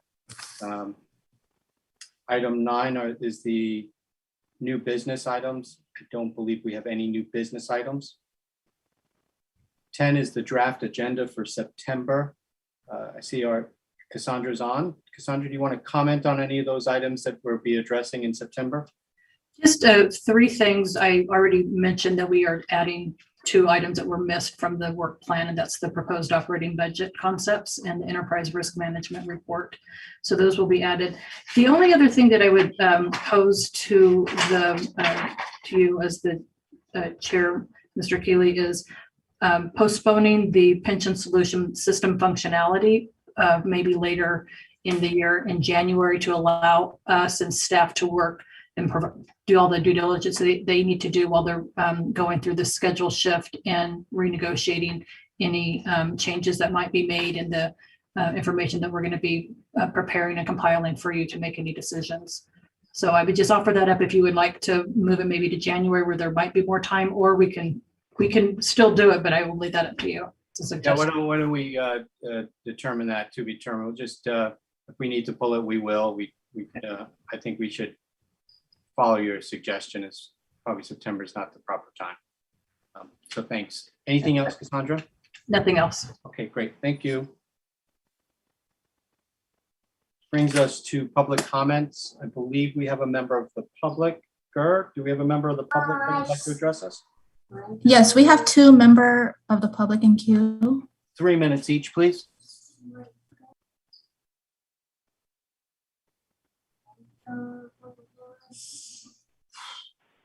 Our first caller is Linda. Linda, go ahead. Oh, just excuse, I'm very nervous about this. First of all, I want to, due to the experiences, my own personal with boards and the protocol, I understand not to expect questions or responses from any on the board, and I'm grateful for this opportunity. Also, I must inform you that everything I present is backed by documented evidence that legal counsel or Brian Bartow, as well as Terry Robinson, are fully aware that my findings back those claims up. And I also am aware that it's not slander or libel if it's true. So I'm going to begin. I would like to apologize for the tardiness of this notification, but due to the toxic acts of obstruction that degraded my mental state, I discovered this opportunity several weeks ago. Due to the reality of one not knowing what they don't know, the actions I am taking will reveal this board is being held blameless in this. And unlike, which I was very alarmed, the potential liability based on what that information the union leader gave is facing being the deep pockets of it's, if it's true, a partner of a renegade corporate pyramid scheme. So what I am notifying you is that I am preparing a white collar criminal complaint with the state attorneys general. This complaint charges Brian Bartow, Terry Robinson, and several others with the conspiracy and the enactment of fraud of a settlement, the enactment of a fraud of a settlement agreement issued at a hoax of a hearing. All those names are fully aware that the evidence I have will back the charges of civil fraud. I have no intention of suing CalSTRS as a client. All my due process rights were bullied out of existence by ombudsman, I can't even say the word now, Tom Bartlett, and discovered his title was a PC for corporate thug. However, I am requesting 30 seconds remaining. this board, excuse me? 30 seconds Hello? remaining. However, I am requesting this board to grant me a special hearing to go over my complaint and my evidence before I turn it in. But if you choose to listen to the response of outrage and denial and attacks on my sanity provided by Mr. Bott and his people and ignore my request, Again, I'm not talking about students, and you can accept the consequences of that choice. I also want to notify you that Mr. Aaron was notified of this in spring 2020 and June 2021. I assumed he retired last August. Hello? Next speaker, please. Thank you for your comment. Hello? That actually concludes public comment for this item. Okay, thank you. I want to recognize Controller Yi. You have your hand up. I'm sorry, I missed you earlier. That's okay, Harry. Just on the information request, and you did mention in your comments about just some of the historical documents relevant to the Pension Solutions project. And I wanted to see if we could maybe just utilize the great tool that we have of Diligent to maybe post just some of those items up so that we're not bombarded with paper. So.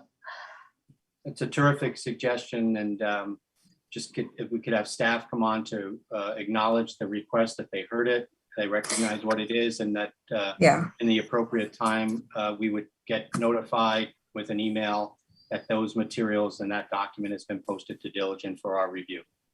Great, thank you. Okay, I will do that. Thank you. Thank you very much, Ms. Bell, and thank you, Controller Yi. Okay, lunchtime. We're going to break till 1:30. We were scheduled to come back at 1:30. It's an abbreviated lunch, but it still gives us an hour and 15 minutes. If that's okay with everyone.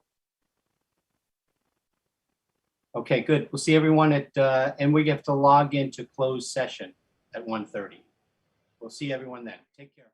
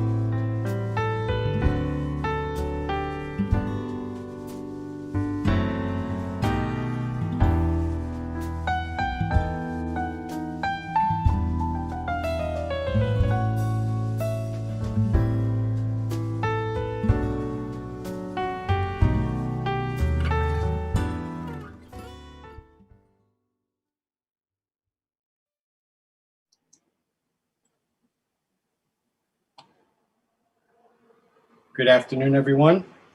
The CalSTRS board met in closed session this afternoon, and the CalSTRS board unanimously approved the CIO, that's the Chief Investment Officer's base salary for the 21-22 fiscal year. CalSTRS board also unanimously adopted the CEO performance criteria as presented by Amy McDuffie from Mosaic, our board governance consultant. That concludes our action for the day. Thank you and have a good afternoon.